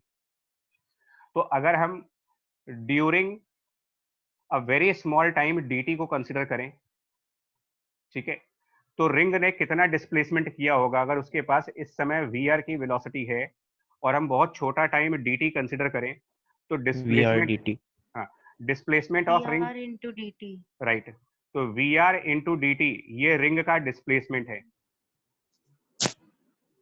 और उस रिंग पर डिस्प्लेसमेंट VR dt इस रिंग का डिस्प्लेसमेंट हो गया। वर्क निकालने के लिए हमको ये पता होना चाहिए कि work is equal to dot product, यानी कि एफ एस कॉस थीटा वाला फॉर्मूला लगाओगे, तो रिंग पर टेंशन फोर्स और वेलोसिटी, मतलब टेंशन फोर्स हो गया उसका, VR dt डिस्प्लेसमेंट हो गया, फोर्स हो गया, डिस्प्लेसमेंट हो गया, अब कॉस थीटा भी चाहिए, तो कॉस ऑफ इन दोनों के बीच का एंगल वो है 180 माइनस थीटा। मतलब this is the first term जिसको आप कह सकते हो कि ये पहला टर्म जो है work by tension force on ring है, work by tension force on the ring, plus अब हम work by tension force block पर कैलकुलेट करते हैं, तो ब्लॉक पर टेंशन फोर्स ऊपर की तरफ, ब्लॉक की वेलोसिटी ऊपर है तो उसने जो डिस्प्लेसमेंट किया होगा वो वीबी इंटू डी टी किया होगा, और तीसरा चक्कर कॉस वाला। लेकिन ब्लॉक के केस में टेंशन की डायरेक्शन ऊपर है और वेलोसिटी की भी डायरेक्शन ऊपर है, दोनों सेम Cos डायरेक्शन 0 degree. यानी यहाँ पर कॉस 0 डिग्री। तो अब ये आपका सेकंड टर्म जो है वो work by tension force on block है, और दिस टोटल 0 होना चाहिए कंसेप्ट के हिसाब से। जैसे ही आप ये लगाओगे इससे आपको इमीडिएटली कंस्ट्रेंट इक्वेशंस मिल जाएंगी। हालांकि कंस्ट्रेंट इक्वेशन लाने के और भी कई सारे तरीके हैं, इससे भी छोटे तरीके हैं, बट फिलहाल मैंने इसलिए बताया ताकि थोड़ी सी क्लैरिटी बने। नाउ इसका आंसर लाओ, और मेरे ख्याल से जब सॉल्व करेंगे तो आपको एक रिलेशन बनेगा कि v B equal to VR cos theta, v r cos theta, और कॉस थीटा भी निकालना होगा। ये बहुत डिफिकल्ट क्वेश्चन हुआ क्योंकि थीटा एंगल जो निकालोगे ना यहाँ पर, ये एंगल थीटा, तो ये एंगल थीटा आप ट्रिग्नोमेट्री से निकालेंगे, एक राइट एंगल ट्रायंगल बन रहा है आपके पास। एंगल थीटा निकालने के लिए आपके पास एक ट्रायंगल बन रहा है जिसमें Sir, एक y upon root l square plus y square. हाँ, मतलब ये जो ट्रायंगल बन रहा Yes, था sir. पीछे, ये डिस्टेंस y था, ये l था, और ये root of l square plus y square था, और यहाँ पर थीटा था, तो कॉस ऑफ थीटा हम यहाँ से लाएंगे, ये हमारी सेकंड इक्वेशन बनेगी। तो थोड़ा सा ये है जेई एडवांस का लेवल, आपको बता रहा हूँ आपको, ये वही का क्वेश्चन भी है। सर वर्क एनर्जी से ज्यादा आसानी से हो जा रहा है ये। कैसे सर बच्चा? क्योंकि जो सर वो जो हमने हाइट स्मॉल एच माना था सर, हाँ वो सर वो अज्यूम नहीं करना पड़ेगा सर, हमें केवल वही निकालना पड़ेगा कि कितना ऊपर चला है, वर्क डन बाय ग्रेविटी आसानी से राइट mg राइट, into वही। मतलब सिर्फ ये फैक्टर आपको बस बचेगा, एमजीएच नहीं लिखना होगा आपको। सर एक तो और चीज पूछना है सर, अगर हम मान लीजिए हमें वर्क एनर्जी अगर अच्छे से आता है तो वो कंजर्वेशन ऑफ एनर्जी का ज्यादा जरूरत पड़ता है? नहीं नहीं, वर्क एनर्जी थ्योरम तो यूनिवर्सल है, आई मीन वो तो सब जगह लगाओ। यस ये तो सर। उसी का सब, मतलब वो यूनियन सेट है और ये सबसेट है उसका, तो बेटर यस है सर, यस सर। ऐसे मान लीजिए। बट मैं सिर्फ ये बता रहा हूँ कि ये देखो जेई एडवांस टाइप के लेवल्स होते हैं जहां पर वो वर्क एनर्जी का भी कंसेप्ट उस न्यूमेरिकल में चेक कर रहे हैं, उसी में उनको कंस्ट्रेंट इक्वेशन का भी कंसेप्ट चेक करना है। मतलब एक ही क्वेश्चन में वो चाहते हैं कि 3-4 कंसेप्ट चेक हो जाए। और स्टूडेंट्स का कंसंट्रेशन लेवल प्लस टाइम का मैनेजमेंट, क्योंकि ये सब कुछ तुमको बिल्कुल बटर की तरीके से स्मूथ वे में करना है, ये भी समझो आप। Exam time, exam pressure, limited time, और उसके अंदर स्टेप बाय स्टेप बिल्कुल बढ़ना है तुम्हें। यानी कहीं पर भी थोड़ा सा माइंड कंफ्यूज हुआ, आउट, सीधा आउट गए आप। Excuse me, sir. Yes Sir, can you please go to the previous question? Previous मतलब that gun and bullet. Yes, sir. Yes. Sir, in the energy of system at sea, sir, why the kinetic energy of bullet is 0? Because that is the highest point of the bullet, and in the vertical motion at the highest point velocity is 0, because if there is some velocity the particle will still move. Oh, in okay, the sir. upward We are direction. assume that it reached its highest point. That is given in this question. Okay, sir. वो assumption नहीं है, देखो यहाँ पे लिखा है projectile to a maximum height of 20 meter, it is given. Okay, sir. If Right. it's that means that velocity is 0 there. हाँ, Okay. Thank you, sir. ठीक है, अच्छा, थैंक यू। ये क्वेश्चन आपने देखा बच्चे, एक एक क्वेश्चन था। ऐसे और भी क्वेश्चंस मैं दूंगा अभी, बट अभी क्योंकि बिगिनिंग है तो थोड़े से नॉर्मल क्वेश्चंस हैं, ये 2-3 नॉर्मल क्वेश्चन थे, प्लस ये वाला थोड़ा सा कंसेप्चुअल क्वेश्चन। आगे मूव करो, conservative and non conservative forces की डेफिनेशंस पे आते हैं। तो डेफिनेशंस में ये कहना चाहूंगा, इनके भी न्यूमेरिकल्स करेंगे, लेकिन इनके न्यूमेरिकल थोड़े टाइम बाद आएंगे। तो कंजर्वेटिव फोर्सेस के फिलहाल अभी थ्योरेटिकल डेफिनेशन दे रहा हूं मैं आपको। थ्योरेटिकल डेफिनेशन में कह रहे हैं टू इक्विवेलेंट प्रॉपर्टीज, ये लास्ट क्लास में हालांकि डिस्कस हो चुका है आपसे, स्टिल मैंने रिवाइज किया है जस्ट इसको। और इक्विवेलेंट प्रॉपर्टीज क्यों बोल रहा हूं इसको? इक्विवेलेंट प्रॉपर्टीज मतलब ये दो इंडिपेंडेंट प्रॉपर्टीज नहीं है, दोनों बेसिकली एक ही बात कही जा रही है, एक ही स्टेटमेंट को दो अलग अलग तरीके से बोल रहा हूँ। पहला कह रहा है कि the work done by the conservative force on the particle moving between any two points is independent of the path.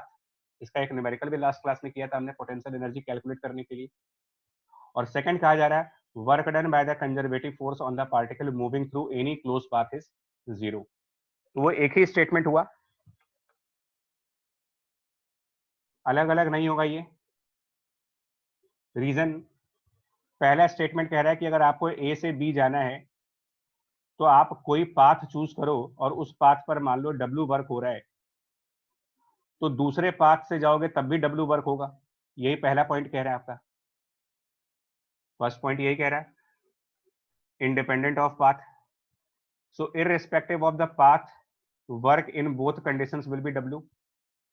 अब सेकंड पॉइंट इसी को रेप्लिकेट कर रहे हो आप, कैसे? मैं A to B मान लो पहले वाले पाथ से गया, फर्स्ट पाथ से जहां पर मैंने W वर्क किया, और अब मैं B to A वापस आ जाता हूं, कितना वर्क हो जाएगा? जब A से B जाने में W वर्क किया था, तो B से A वापस आने में जो वर्क होगा मेरा रिवर्स करने पर माइनस ऑफ W, यानी कि टोटल वर्क कितना हुआ मेरा? टोटल वर्क अगर मैं कैलकुलेट करूं, A से B जाने में प्लस W और B से वापस A आने में minus W, zero. Total work. हाँ, total work A to B and back to A, क्योंकि इसी को क्लोज पाथ कहा जा रहा है आपसे। Closed path in which beginning and end points are identical, जहां से चले थे वहीं वापस आओ, इक्वल टू 0। तो ये दोनों इसीलिए इक्विवेलेंट स्टेटमेंट है, दो अलग अलग स्टेटमेंट नहीं है। पहले स्टेटमेंट को ही समझने का तरीका है सर।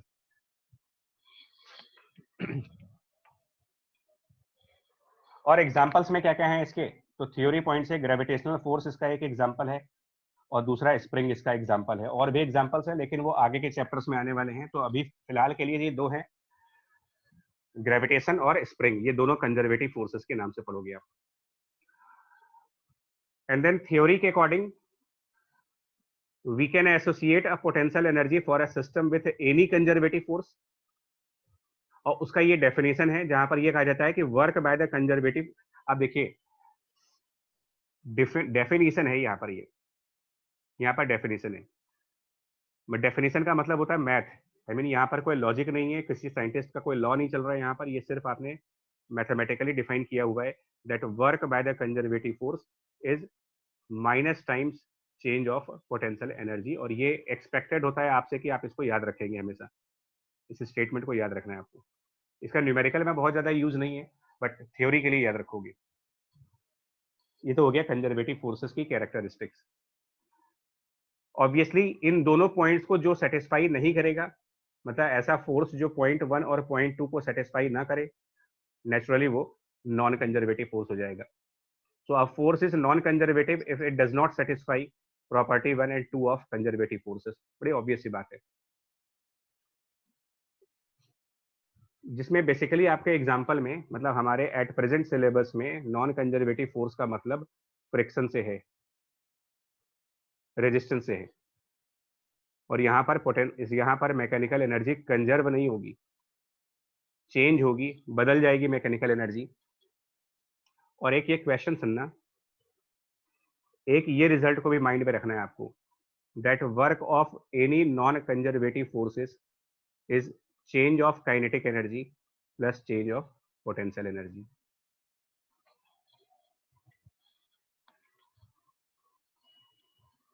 और हमारे लिए नॉन कंजर्वेटिव फोर्स का मतलब फ्रिक्शन है।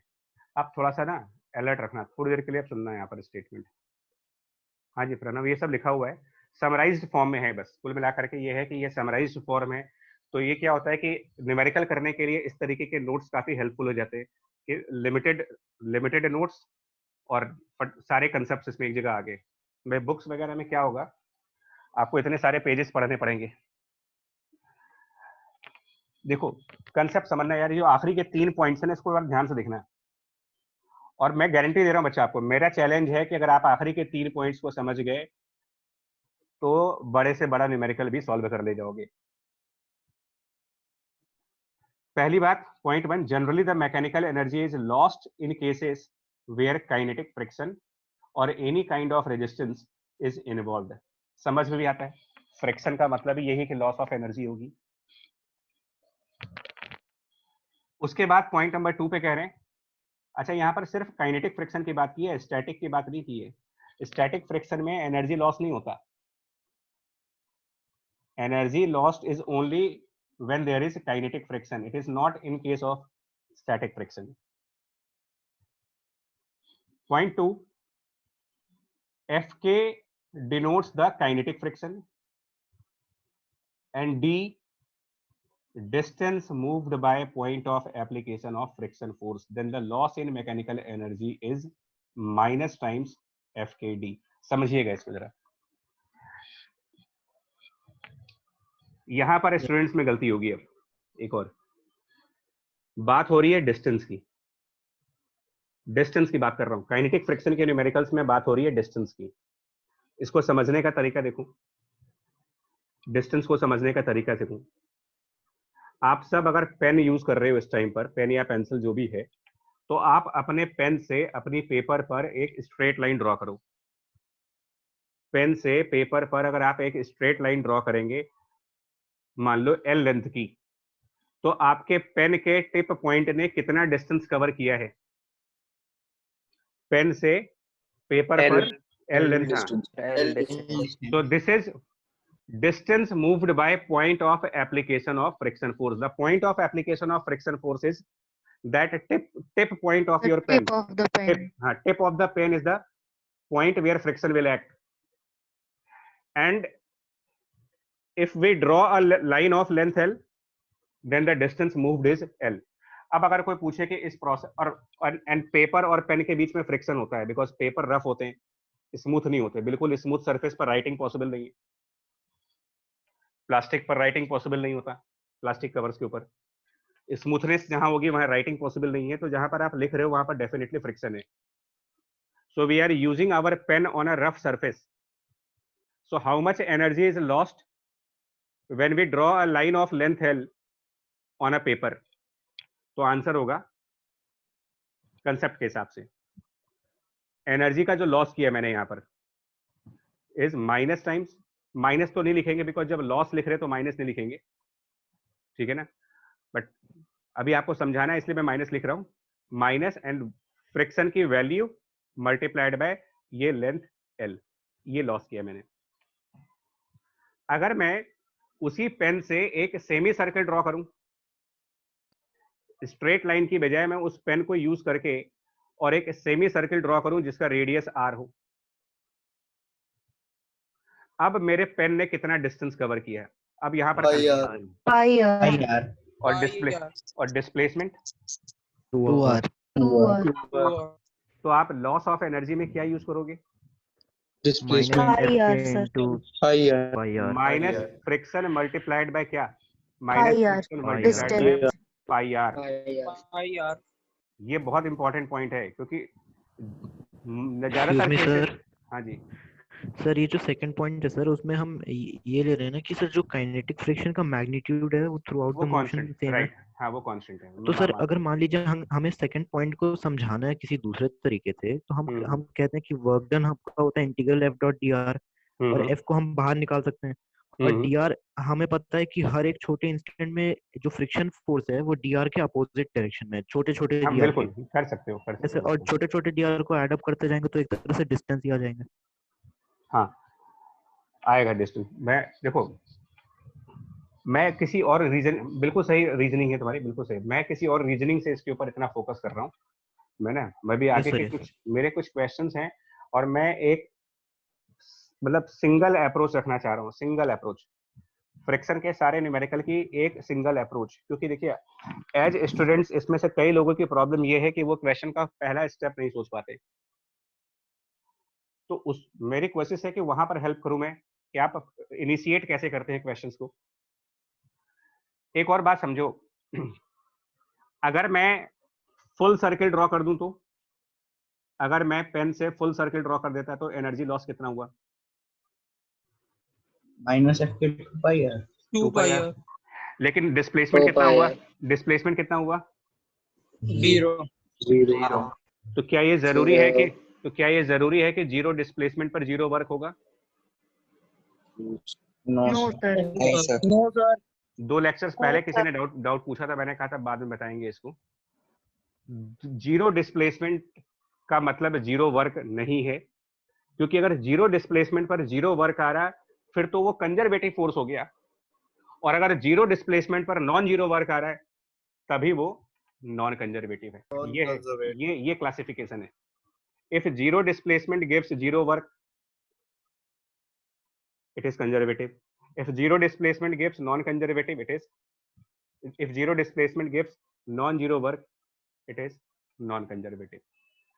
फ्रिक्शन के केसेस में मैं थोड़ा सा बार बार आपके ऊपर ये फोकस कर रहा हूँ कि d मीन्स डिस्टेंस, और ये मैं कुछ न्यूमेरिकल्स के थ्रू क्लियर करने वाला हूँ। और एक मोस्ट इंपॉर्टेंट तीसरा पार्ट है, 2 ब्लॉक सिस्टम के केसेस में जो d होगा वो रिलेटिव डिस्टेंस को इंडिकेट करेगा।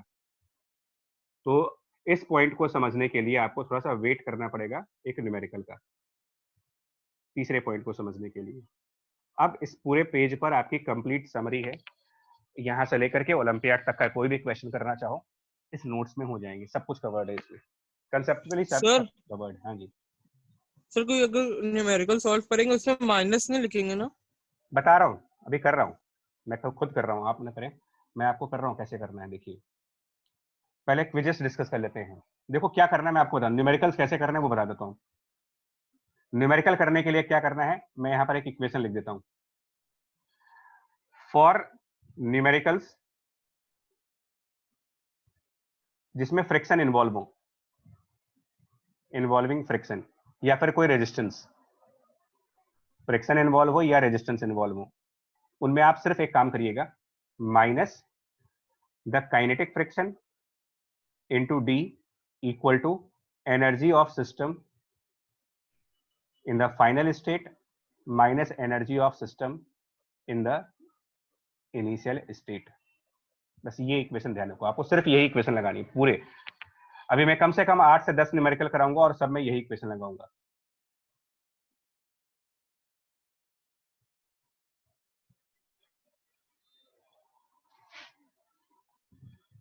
क्लियर कर रहा हूं मैं भी इसको, है ना, क्योंकि ऐसे थ्योरी से तो चीजें फिजिक्स समझ में नहीं आती। थ्योरी इसलिए बताई जाती है आपको कि न्यूमेरिकल करते वक्त आपका लॉजिक क्लियर रहे कि मैंने कहां पर कौन सा पॉइंट लगाया है, लेकिन इनकी प्रैक्टिस तब होगी। देखिए नॉलेज एंड प्रैक्टिस दोनों बातें हैं, तो नॉलेज के लिए थ्योरी चाहिए और प्रैक्टिस के लिए न्यूमेरिकल चाहिए। बढ़ते हैं न्यूमेरिकल्स की तरफ। मैं फिर बोलना बच्चा, सिर्फ ये इक्वेशन ध्यान रखो, अगले 7-8 न्यूमेरिकल्स के लिए मैं इस इक्वेशन से बाहर कुछ भी नहीं लगाऊंगा, एक एक करके दिखाता हूं आपको कैसे करूंगा मैं। लेकिन बस ये यहां पर बार बार चिल्ला कह रहा हूं, डी का मतलब है डिस्टेंस, डी मतलब डिस्टेंस है यहां पर। और कौन सा डिस्टेंस? तो डिस्टेंस जो फ्रिक्शन के अगेंस्ट में जा रहा है आपका, डिस्टेंस अगेंस्ट फ्रिक्शन। स्टार्ट करिए न्यूमेरिकल्स के साथ। पहला, block of mass m is projected across the horizontal surface with initial speed v. It slides until it stops due to friction force between the block and surface. Same block is now projected with double speed. When the block has come to rest, how does the distance from the projection point compare to that in the first case? बहुत easy question है वैसे। कहना ये चाह रहे हैं कि कोई एक ब्लॉक है m मास का, उसको हमने v वेलोसिटी दी और सरफेस पर दी, हॉरिजॉन्टल सरफेस पे दिया। फ्रिक्शन की वजह से ये कुछ देर बाद जाकर के स्टॉप हो जाएगा। यहां पर एनर्जी कितनी है बताओ, इनिशियल एनर्जी क्या है और फाइनल एनर्जी क्या है? क्योंकि मैं सिर्फ एक इक्वेशन में जानता हूं, मैं इस टाइप के क्वेश्चंस में सिर्फ एक इक्वेशन जानता हूं, that minus times friction into the distance is final energy minus initial energy, बस मुझे इतना पता है। तो मुझे सबसे पहले फ्रिक्शन की वैल्यू चाहिए, तो फ्रिक्शन की वैल्यू हॉरिजॉन्टल सरफेस के ऊपर म्यू इंटू एम जी होगा इंटू डी। फाइनली वो स्टॉप कर गए तो जीरो एनर्जी और initially half m v square की एनर्जी। और इसमें एनर्जी सिर्फ काइनेटिक फॉर्म में होगी और किसी फॉर्म में नहीं है, क्योंकि कोई स्प्रिंग नहीं है तो कोई इलास्टिक एनर्जी नहीं होगी। और क्योंकि ये बॉडी ऊपर या नीचे नहीं जा रही है तो ग्रेविटेशनल वाली एनर्जी लिखने का कोई मतलब नहीं बनता हमारे को। और इससे बड़ा क्लियर है that distance d will be equal to v square divided by 2 mu g। अब आप खुद इसका आंसर दो कि अगर आप वेलोसिटी v की जगह 2v यूज करना स्टार्ट कर दो, डबल कर लो वेलोसिटी, 4 टाइम्स हो जाएगा, क्योंकि न्यूमरेटर में v स्क्वायर है, v स्क्वायर। तो अगर यहाँ पर डबल स्पीड वो 4 बाहर लेके बाकी इनिशियली हो तो जाएगी। इसका मतलब option C, it is 4 times as large. मतलब कंपेयर करना है, पहले वाले से बाद वाले को कंपेयर करना है, तो कंपैरिजन में बाद वाली डिस्टेंस पहले वाली डिस्टेंस के 4 टाइम्स ज्यादा डिस्टेंस आएगी। Okay, next question. इसी क्वेश्चन को इंक्लाइंड प्लेन पे लेके जाएं तो सेम क्वेश्चन है। A block of mass m is projected across the horizontal surface with the initial speed v. It slides until it stops due to the friction force between the block and surface. This is same as of previous question. Previous में भी यही था, यहाँ पर भी यही है। But अब क्या कह रहे हैं कि सरफेस को 30 डिग्री पे टिल्ट करना है मेरे को। That means we have to compare two cases in which the first case is on a horizontal surface and the second case is on the inclined surface. First one horizontal, second one inclined. Theta angle, 30 degree angle. First question में इसको हमने v velocity दिया, friction की वजह से ये d distance बाद जाकर के स्टॉप हो गया, स्टॉप कर गया, तो दैट इज dh, मतलब distance on the horizontal surface. Second में सेम मास है, सेम वेलोसिटी है, बट ये इंक्लाइंड सरफेस पे जा रहा है एंड देन वहां पर भी स्टॉप कर रहा है आफ्टर ट्रेवलिंग अ डिस्टेंस। उसको di से डिनोट कर दें, i फॉर इंक्लाइंड। तो di मतलब इंक्लाइंड प्लेन का डिस्टेंस और dh का मतलब हॉरिजॉन्टल प्लेन का डिस्टेंस। आपको सिर्फ ये बताना है कि di ज्यादा है या dh ज्यादा है, और ये इंट्यूशंस के बेसिस पर भी बता सकते हो हालांकि, और आई मीन इसमें थोड़ा सा लॉजिकल गेस लगा सकते हो आप ऑब्जेक्टिव क्वेश्चंस के हिसाब से। और ये कहना क्या चाह रहे हैं, यहाँ पर इन्होंने एक बात कही है assume that friction force remains the same in both cases. तो मेरे पास तो एक ही इक्वेशन है यार, minus times friction multiplied by the distance is final energy minus initial energy. Horizontal surface में फाइनल एनर्जी 0 और initial energy half mv². First equation हो गई. इंक्लाइंड वाले के टाइम पर भी यही लिखेंगे, minus f into distance on the inclined surface is equal to final energy. Inclined surface में जो फाइनल एनर्जी होगी, ध्यान दो, वहां पर कुछ ग्रेविटी की एनर्जी आ जाएगी क्योंकि हाइट पे चले गए. Yes sir. फाइनल ग्रेविटी की एनर्जी, पोटेंशियल एनर्जी. हाँ, तो mg इंटू हाइट, और वो हाइट होगा di sin 30. sin 30 ये final energy minus initial energy में काइनेटिक वाला रहा होगा m इंटू वी वाला, हाफ mv² वाला. अब ये सेकंड इक्वेशन अपने आप समझ सकते हो कि कौन सा डिस्टेंस ज्यादा आएगा. देख के बता दो, di ज्यादा होगा या dh ज्यादा होगा, बताएं. वैसे लॉजिकल तरीके से भी सोच सकते थे यार. इंक्लाइंड प्लेन पर फ्रिक्शन भी अपोज कर रहा है मोशन को, ग्रेविटी भी अपोज कर रही है मोशन को. कहां पर बॉडी ज्यादा डिस्टेंस कवर कर पाएगी? सर डी हॉरिजॉन्टल, मतलब डी ज्यादा होगा. ठीक है, अब अपना ऑप्शन देख लीजिएगा इसमें. That means distance moved on the horizontal surface will be more than the distance moved on inclined surface. ठीक है, तो ये दो फंडामेंटल क्विजेस है basically, motion on horizontal surface and motion on inclined surface को समझने के लिए कि हॉरिजॉन्टल सरफेस पर जब हम चेंज ऑफ एनर्जी देखेंगे तो ग्रेविटी को काउंट नहीं करेंगे, लेकिन जब आप इंक्लाइंड सरफेस पर चेंज ऑफ एनर्जी देखोगे तो ग्रेविटी को काउंट करेंगे. अब कुछ सिमिलर क्वेश्चंस और ले रहा हूं मैं आपको. पहला क्वेश्चन, फर्स्ट क्वेश्चन ये है, देखो. ब्लॉक तो आप लेफ्ट साइड बाद में पढ़ते रहना, बट यहाँ पर ये कहना चाह रहे हैं कि ये एक m मास की बॉडी है और इनिशियली 0 वेलोसिटी पर है, उसको यहाँ से स्टार्ट हो रही है और 1 मीटर ट्रेवल करके वो नीचे आ गई और आपको ये स्पीड बतानी है कितनी होगी, और फ्रिक्शन यहाँ पर 5 न्यूटन का है, 5 न्यूटन का फ्रिक्शन लग रहा है. तो मैं अपनी सिंगल इक्वेशन से आज सारे क्वेश्चंस करने के मूड में हूँ. Minus times friction kinetic into the distance equal to energy final minus energy initial. मेरे को सिर्फ यही कंसेप्ट लगाना है और इस कंसेप्ट के अंदर सारी वैल्यूज पुट अप करनी है. उसके पहले ये आपका अपना वर्क होगा कि जो एनर्जी है इसके फॉर्म चेक करो, कौन कौन से फॉर्म है एनर्जी के, कौन कौन से फॉर्म आएंगे इसमें, ये तभी तो आप एनर्जी कैलकुलेट करोगे ना.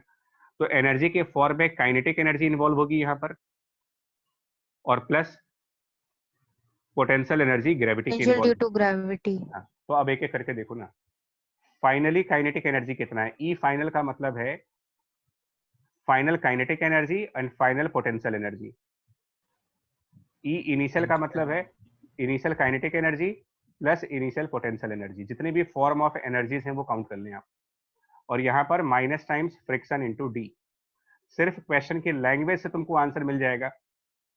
फाइनल काइनेटिक एनर्जी में वो v स्पीड पर चल रहा है, half mv². Final potential energy, तो फाइनली वो ग्राउंड पर आ गया, इसको रेफरेंस मान लेते हैं. सर अगर रेफरेंस फॉर्म मानेंगे तो 0. हाँ, माइनस इनिशियल काइनेटिक एनर्जी, तो इनिशियली वो कहाँ से स्टार्ट हुआ था? देखो आप क्वेश्चन पढ़ा होगा, रेस्ट पे तो 0 हो गया. और इनिशियल पोटेंशियल एनर्जी, तो इनिशियली वो 0.500 mg into 0.5 mg into h लिख दीजिए, जिसमें h ये है 0.5. खत्म हो जाएगा क्वेश्चन. इसके अंदर सब कुछ क्वेश्चन में दिया हुआ है.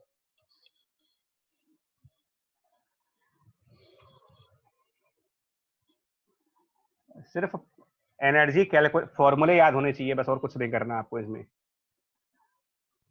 सर इससे coefficient of friction tan theta से निकलेगा. कोफिशिएंट ऑफ फ्रिक्शन इससे आएगा, एक्चुअली फ्रिक्शन 5 न्यूटन दिया है ना. अच्छा सर, तो उसकी जरूरत नहीं है वैसे, बट अगर निकालना चाहोगे तो वो ऐसे आएगा, क्योंकि फ्रिक्शन जो है काइनेटिक वाला है, तो ये म्यू के मल्टीप्लाइड बाय नॉर्मल होगा. और इंक्लाइंड प्लेन का न्यूमेरिकल कर रहे हो आप, तो नॉर्मल की जो वैल्यू लिखोगे यहाँ पर mg cos theta. हाँ, तो वहां से आपको म्यू के निकालना पड़ेगा. अगर जरूरत है तो। नेक्स्ट पॉइंट पे आओ। अब ना इस टाइप के क्वेश्चंस को थोड़ा सा मैं और अभी इंक्लूड करना चाह रहा हूँ। देखो ये जो क्वेश्चन अभी आपने किया इसको, बट एक फंडामेंटल क्वेश्चन कर लें जल्दी से। देखो आप इसमें क्या करोगे, अ ball of mass m is thrown in the air with speed v1 from a height h1. It is caught at the height of h2. When its speed becomes v2, find the work done on the ball by air resistance. Straight forward question है। तो देखिए जहां पर आप friction लिख रहे थे वहां पर मतलब हमारे पास तो ये इक्वेशन थी, minus of kinetic friction into D is final energy minus initial energy, ये हम कह रहे थे। इसी से इसको भी करेंगे, और यही जो लेफ्ट हैंड साइड है ना, यही वर्क बाय फ्रिक्शन है। Left hand side actually work by friction कह लीजिए, या उसी को जरूरत पड़ने पर वर्क बाय रेजिस्टेंस। तो जो आंसर होगा वर्क इस क्वेश्चन में निकालना है बाय द एयर रेजिस्टेंस कितना होगा। तो वर्क बाय एयर रेजिस्टेंस निकालने के लिए फाइनल एनर्जी, मैं एनर्जी लिख रहा हूं इसको, काइनेटिक पोटेंशियल नहीं बोल रहा आपको। इस एनर्जी में सारे फॉर्म है, final energy in all forms, initial energy in all forms. तो फाइनल एनर्जी काइनेटिक फॉर्म में कितनी है और पोटेंशियल फॉर्म में कितनी है। तो क्वेश्चन की लैंग्वेज को पढ़ो। फाइनली वो h2 हाइट पर है, तो mgh2, और फाइनली वो v2 स्पीड पर है, तो हाफ m v2 स्क्वायर, ये हो गया minus initially energy in all forms. तो in kinetic form it is half m v1 square question की लैंग्वेज के हिसाब से, and in potential form it is mgh1। बस यही इसका आंसर है, इस क्वेश्चन का ये आंसर है।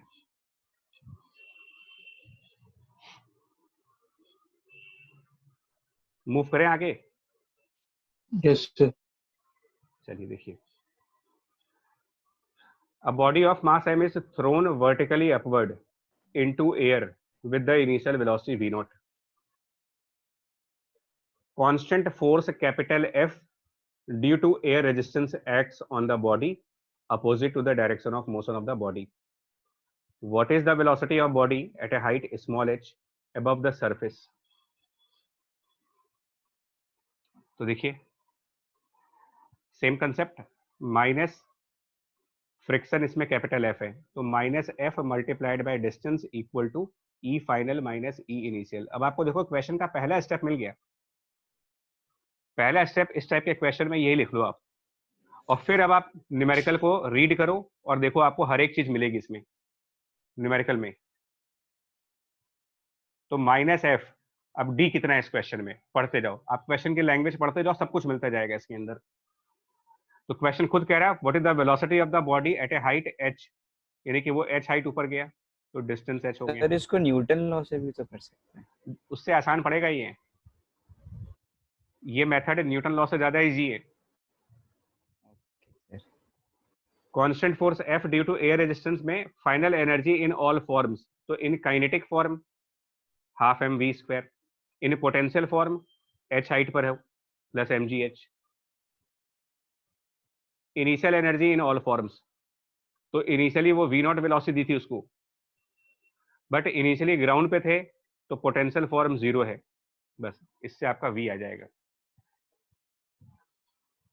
इसी से v आ जाएगा।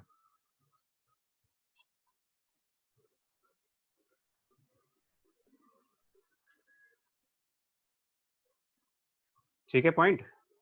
न्यूटन लॉ से आप कर सकते हो, बिल्कुल कर सकते हो, बट एक बार करना उससे भी और इससे भी, देखो डिफरेंस समझ में आएगा आपको भी क्या है। यहाँ पर क्वेश्चन हो, इसमें क्या कह रहे हैं कि ये जो पार्टिकल है वो ए पॉइंट से स्टार्ट हो रहा है।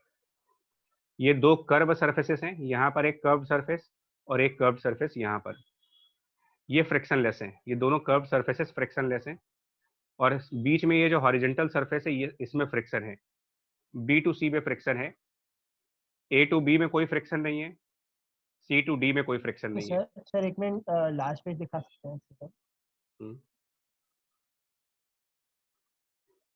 Okay sir.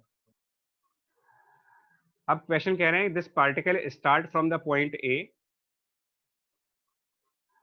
ठीक है, आप अभी लैंग्वेज हम पढ़ लेंगे, लेकिन मैं फिर बोल रहा हूँ, मेरे पास सॉल्व करने का पहला स्टेप तो एक ही है, that minus times friction into the distance is energy final in all forms minus initial energy in the all forms. मैं तो एक ही इक्वेशन पकड़ के सारे क्वेश्चन कर रहा हूँ अभी।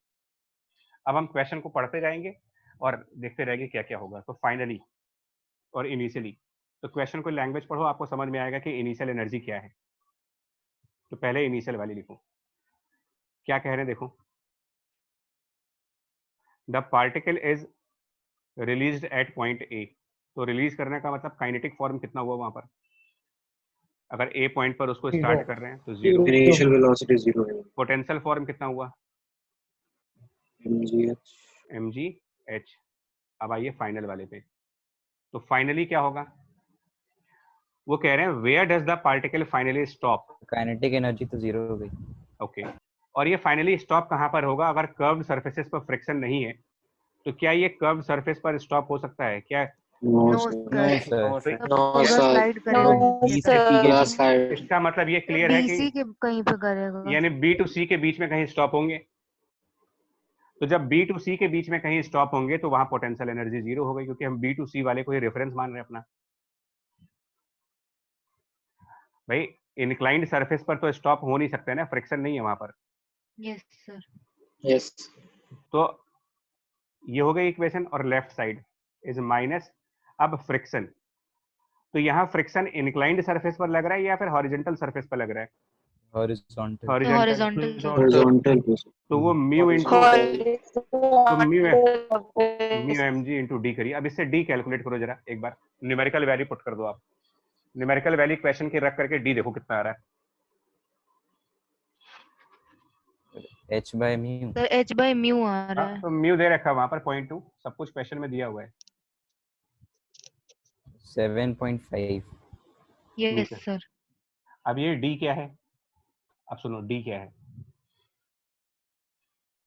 तो पीछे अभी हमने यहाँ पर जब थ्योरी पर आपको बार बार एम्फेसिस कर रहे थे कि जो डी है वो डिस्टेंस है जो आप फ्रिक्शन के अगेंस्ट कवर करेंगे, यानी कि 7.5 मीटर का डिस्टेंस मुझे रफ सरफेस पर चलना है। डिस्टेंस है ये, this is the distance on horizontal surface. ये कैसे हो सकता है, हॉरिजॉन्टल सरफेस है वो एक बार पूरा जाएगा, फिर दूसरी बार पूरा जाएगा, फिर बीच में आके रुक जाएगा। हाँ जी, यस। क्योंकि हॉरिजॉन्टल सरफेस तो सिर्फ 3 मीटर का ही है, तो हम 7.5 मीटर कैसे चलेंगे उसके ऊपर। तो एक्चुअली मतलब रिटर्न कर रहा है। हाँ, मतलब ये पेंडुलम के तरीके से कुछ होगा कि पॉइंट ए से ये बॉडी निकलेगी कर्व से फ्लैट पे, फिर कर्व पे, फिर फ्लैट पे, फिर कर्व पे, ऐसे जा करके कर्व सरफेस पे जाएगी, फिर वापस ए तक आएगी, फिर वहां से इधर जाएगी, और फिर वापस आके ई पे रुक जाएगी, फिर वापस आके। तो डिस्टेंस देखो कितना हुआ। पहली बार जब आप जाओगे फर्स्ट टाइम ऐसे, फर्स्ट टाइम जब ए टू बी, बी टू सी, तो 3 मीटर का डिस्टेंस हो जाएगा। एंड डिस्टेंस सिर्फ इस रफ सरफेस का देखिए, distance on rough surface only, बाकी कहीं नहीं, क्योंकि फ्रिक्शन के साथ कितना डिस्टेंस कवर किया गया है ये इंपॉर्टेंट है। फ्रिक्शन लेस सरफेस पर कितना डिस्टेंस कवर कर रहे हो उससे हमें कोई मतलब नहीं। तो 3 मीटर का डिस्टेंस होगा जब हम बी टू सी जाएंगे, फिर से 3 मीटर होगा जब हम सी टू बी आएंगे, 6 मीटर हो जाएगा डिस्टेंस, अब आधा और चलेगा, और फिर 1.5 मीटर आगे जाएंगे। सर अगर ई मिड पॉइंट है तो फिर वो ई पे रुक जाएगा। हाँ, दैट मींस मेरा आंसर होगा at mid point of part BC, उसके मिड पॉइंट पर, वो ई है एक्चुअल में मिड पॉइंट फिगर के हिसाब से, वहां पर स्टॉप करेगा।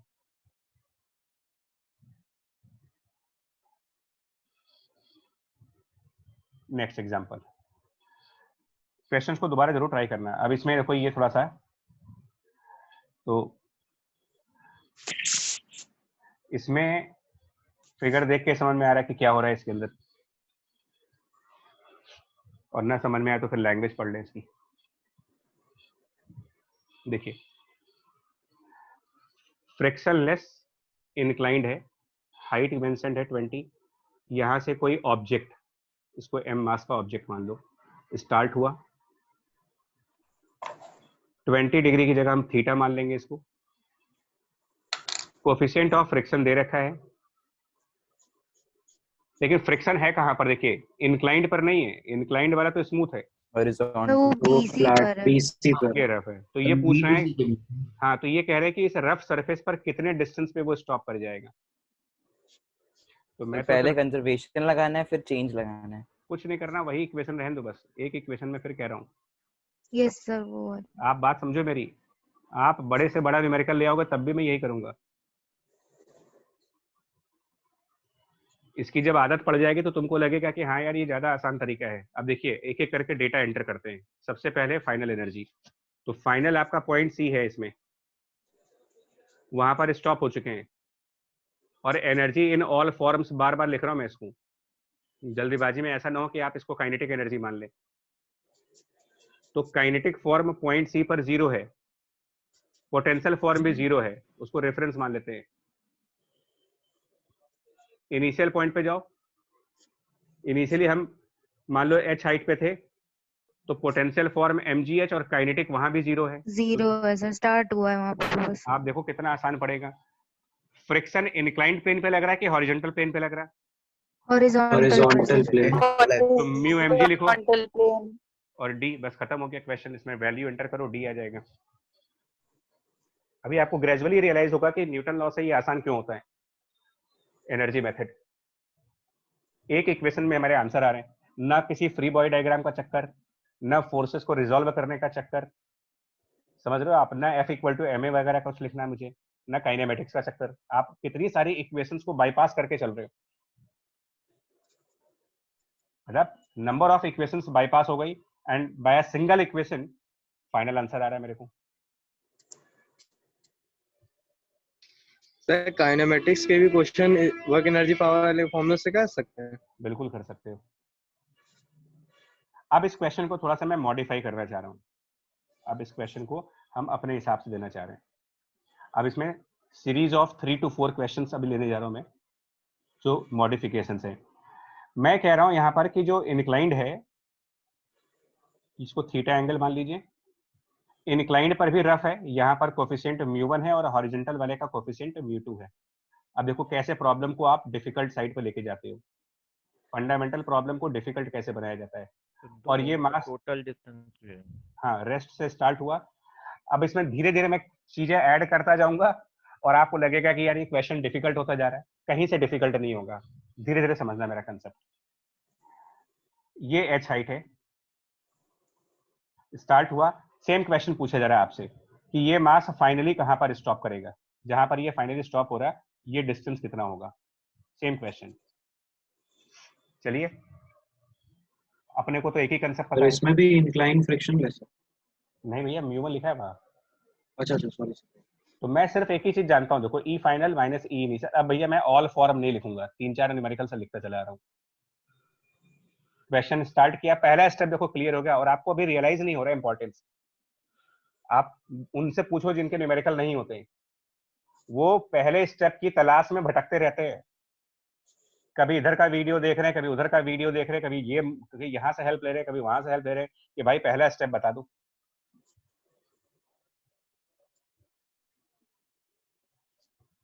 अब आप इसमें न्यूमेरिकल मेरे को आ गया। अब देखो क्या करना है, तो माइनस इंक्लाइंड प्लेन पर कितना फ्रिक्शन है बताओ जरा, फ्रिक्शन ऑन इंक्लाइंड प्लेन। तो μ1 mg cos थीटा, और वहां पर कितना डिस्टेंस कवर करेंगे, डिस्टेंस ऑन इंक्लाइंड प्लेन कितना होगा मेरा, तो distance on inclined h sin theta, h upon sin theta. ये सब यही सब बेवकूफियां होंगी अभी। साइन न्यूमरेटर में आना है कि डिनोमिनेटर में जाना है, ये सब भूल जाते हैं लोग। प्लस हॉरिजॉन्टल सरफेस पर भी फ्रिक्शन लगेगा, लेकिन हॉरिजॉन्टल वाला फ्रिक्शन μ2 mg होगा और वहां पर डिस्टेंस d है। तो ये हो गया मेरा लेफ्ट हैंड साइड।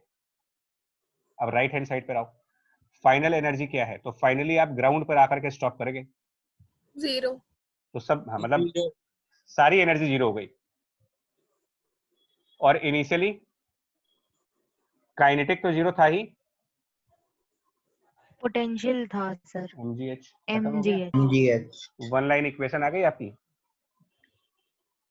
अब सब टर्म्स इधर उधर लेके जाओ, डी निकाल लेंगे, बाकी सब क्वेश्चन में दिया होगा। बोलिए। Yes sir. जी, अब देखो इस क्वेश्चन का एक और वेरिएशन।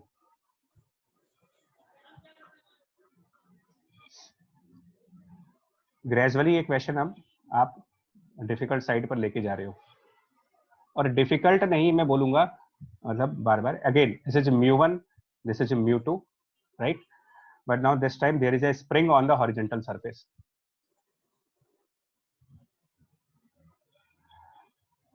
ठीक है, there is spring on the horizontal surface, और ये यहाँ से हमने एक मास m को फिर से वही स्टार्ट किया है रेस्ट से। ये हाइट आपकी h है, और स्प्रिंग का जो फ्री एंड है, स्प्रिंग का ये फ्री एंड यहां से इसका डिस्टेंस आपको L दे रखा है, ये डिस्टेंस L है, स्प्रिंग कांस्टेंट K दिया हुआ है। Find maximum compression in the spring.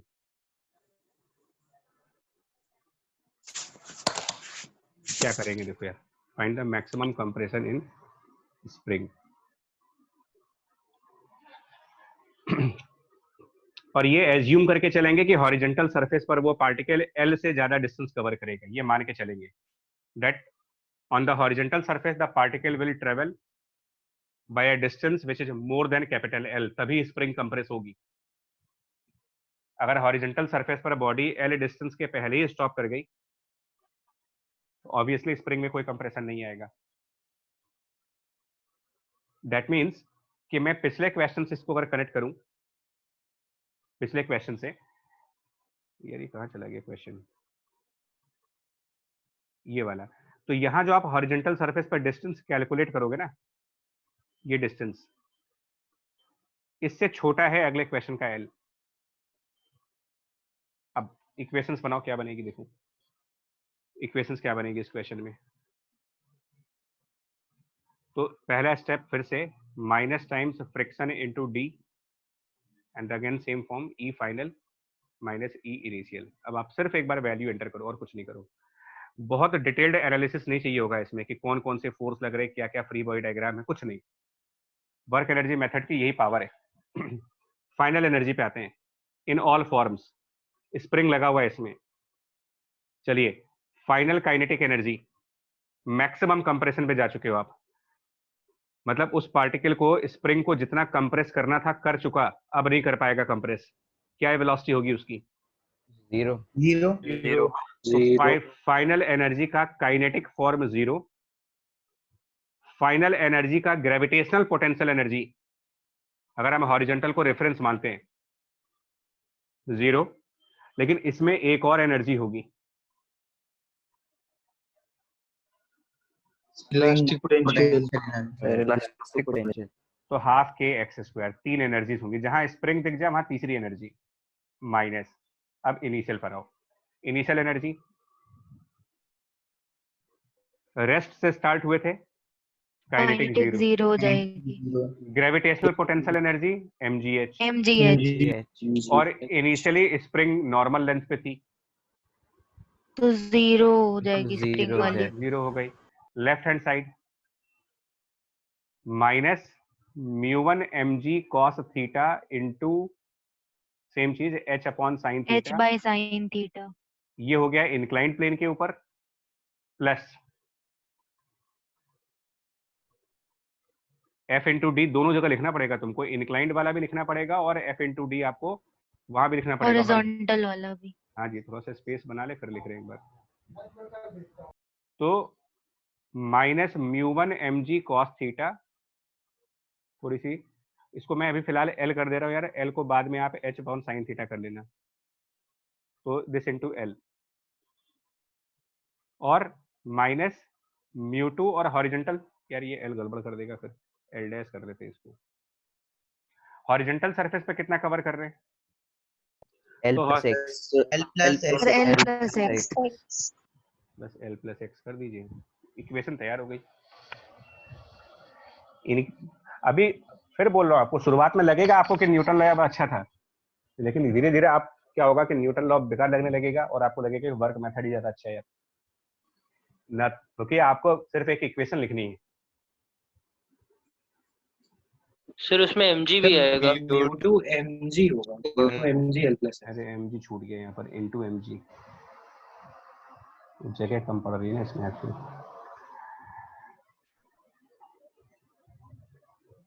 Next sir एक उस टाइप के क्वेश्चन भी करा दीजिए जिसमें मतलब यही सिमिलर स्ट्रक्चर है, स्प्रिंग नहीं है और दूसरी साइड भी इंक्लाइन प्लेन है, जो कि फ्रिक्शन है उसमें। मतलब दो डबल इंक्लाइंड। यस सर, दोनों साइड पे इंक्लाइन प्लेन, दोनों पे फ्रिक्शन। तब भी वैसे ही होगा। चलिए अच्छा भी देखते हैं, रुको एक मिनट। तो उसमें हम फिक्स कैसे करेंगे कि किस वाले सरफेस पे रुकेगा? एक सेकंड बच्चा, एक सेकंड रुक जाओ, मैं समझ गया। ऊपर डिफरेंट क्वेश्चंस हैं, मैं रुक जाओ, आते हैं। इस क्वेश्चन को पहले करो, बता रहे हैं आपको। देखिए मैं क्वेश्चन बाद में पढ़ूंगा, पहले इसका वर्किंग लिखता हूँ। मुझे पता है मुझे क्या करना है ना, मुझे पता है मुझे क्या करना है यहाँ पर। तो minus friction multiplied by distance बराबर ई फाइनल माइनस ई इनिशियल, यही करना है। अब मैं क्वेश्चन पढ़ूंगा, तो पहले पार्ट ए पर आते हैं और पार्ट बी पर चलो। तो पार्ट ए कह रहा है, देखिए इसी से ना एनर्जी कंजर्वेशन वाले क्वेश्चन भी हो जाएंगे। जहां फ्रिक्शन लेस होगा वहां पर लेफ्ट हैंड साइड अपने आप जीरो हो गया। नहीं समझ में आ रहा है? एनर्जी कंजर्वेशन नहीं होगा, E final equals to E initial. Yes sir. तो इसको इसी की आदत बनाओ ना। आदत डालनी है तो ऐसी चीज की आदत डालो जो हमेशा काम आए। नहीं कंजर्व होगा तो भी ठीक है, कंजर्व होगा तो भी ठीक है। फाइनल एनर्जी, इसमें ये मास फाइनली इस स्प्रिंग को कंप्रेस कर रहा है, मान लो एक्स डिस्टेंस के साथ कंप्रेस कर रहा है, और फिर से मैक्सिमम कंप्रेशन चाहिए आपको। तो मैक्सिमम कंप्रेशन तभी होगा जब ये बॉडी स्टॉप हो जाए। तो final energy in the all forms में kinetic form 0, elastic form half kx square. In the initial energy kinetic form was half mv square, elastic was 0। Gravity की बात इसलिए नहीं कर रहे हैं क्योंकि ये हॉरिजॉन्टल सरफेस पर है, और दूसरे में फ्रिक्शन लग रहा है। तो कुछ नहीं करना, लेफ्ट हैंड साइड उसमें आ जाएगा। Left hand side minus mu m g into x आ जाएगा, और राइट हैंड साइड तो ऐसे ही रहेगा।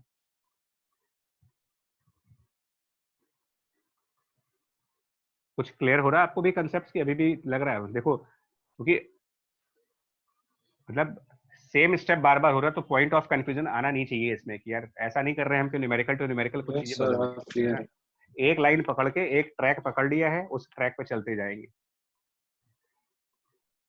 अब इस क्वेश्चन के वेरिएशन दिखाता हूं तुम्हें। इस क्वेश्चन के वेरिएशंस, इस क्वेश्चन के वेरिएशन देखो, मतलब फिर से वही कि स्लाइटली डिफिकल्ट टाइप क्वेश्चन कैसे बना सकते हो। और ये मैं इसलिए दिखा रहा हूं कि आपको ये रियलाइज हो जाए कि क्वेश्चन जो डिफिकल्ट हो रहे हैं वो सिर्फ कैलकुलेशंस की वजह से डिफिकल्ट होंगे, कंसेप्ट्स की वजह से डिफिकल्ट नहीं होंगे। अब इसमें स्प्रिंग कनेक्टेड है, देखो ये पॉइंट आप x इक्वल टू 0 डिफाइन कर लें सर। या हाँ जी बच्चे। तो जो लास्ट क्वेश्चन में ब्लॉक था, तो भी हमारा ऑब्जेक्ट है, वो स्प्रिंग की नेचुरल लेंथ पे है। हाँ जैसे यहाँ देखो, यहाँ समझाए, ये पहले नॉर्मल लेंथ है इसकी, ये जो लेंथ है ये नॉर्मल है, ये मास v वेलोसिटी से आया।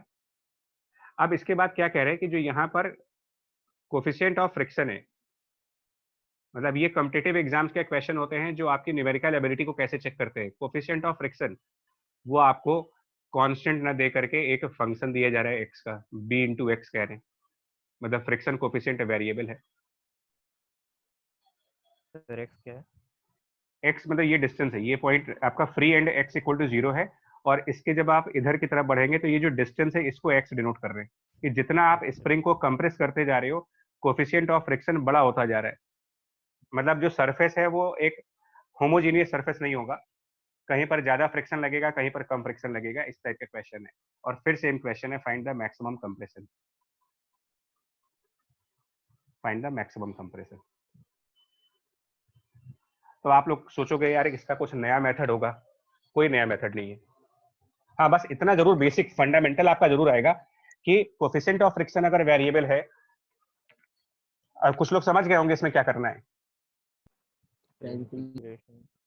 हाँ कुछ लोग ये समझ गए होंगे कि लिमिट्स लगा के इंटीग्रेट कर देंगे।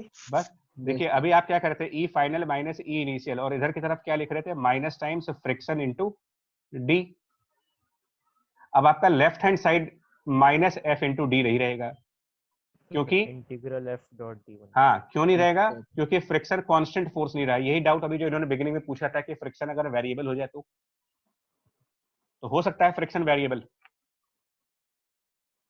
तो हम एलएचएस को बदल देंगे। एलएचएस को आप इंटीग्रल फॉर्म में लेके जाओ। अगर वेरिएबल फ्रिक्शन है तो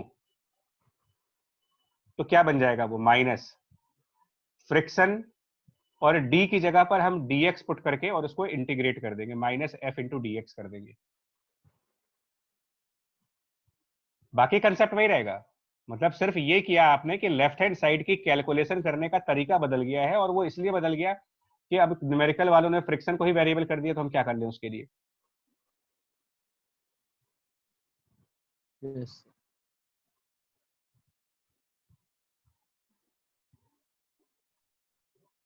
ठीक है जी बच्चा, बोलो ठीक है। Yes sir. Yes sir. तो अब क्या आंसर बनेगा? देखो अब आप लेफ्ट हैंड साइड कैलकुलेट करो, क्या बनेगा। देखो लेफ्ट हैंड साइड की वैल्यू क्या बनेगी? कुछ गड़बड़ कर रहा है।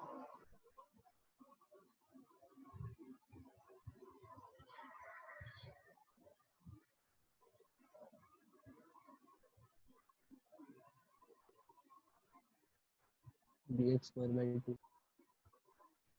कर ले इसको जरा, लेफ्ट हैंड साइड की वैल्यू क्या बन रही है?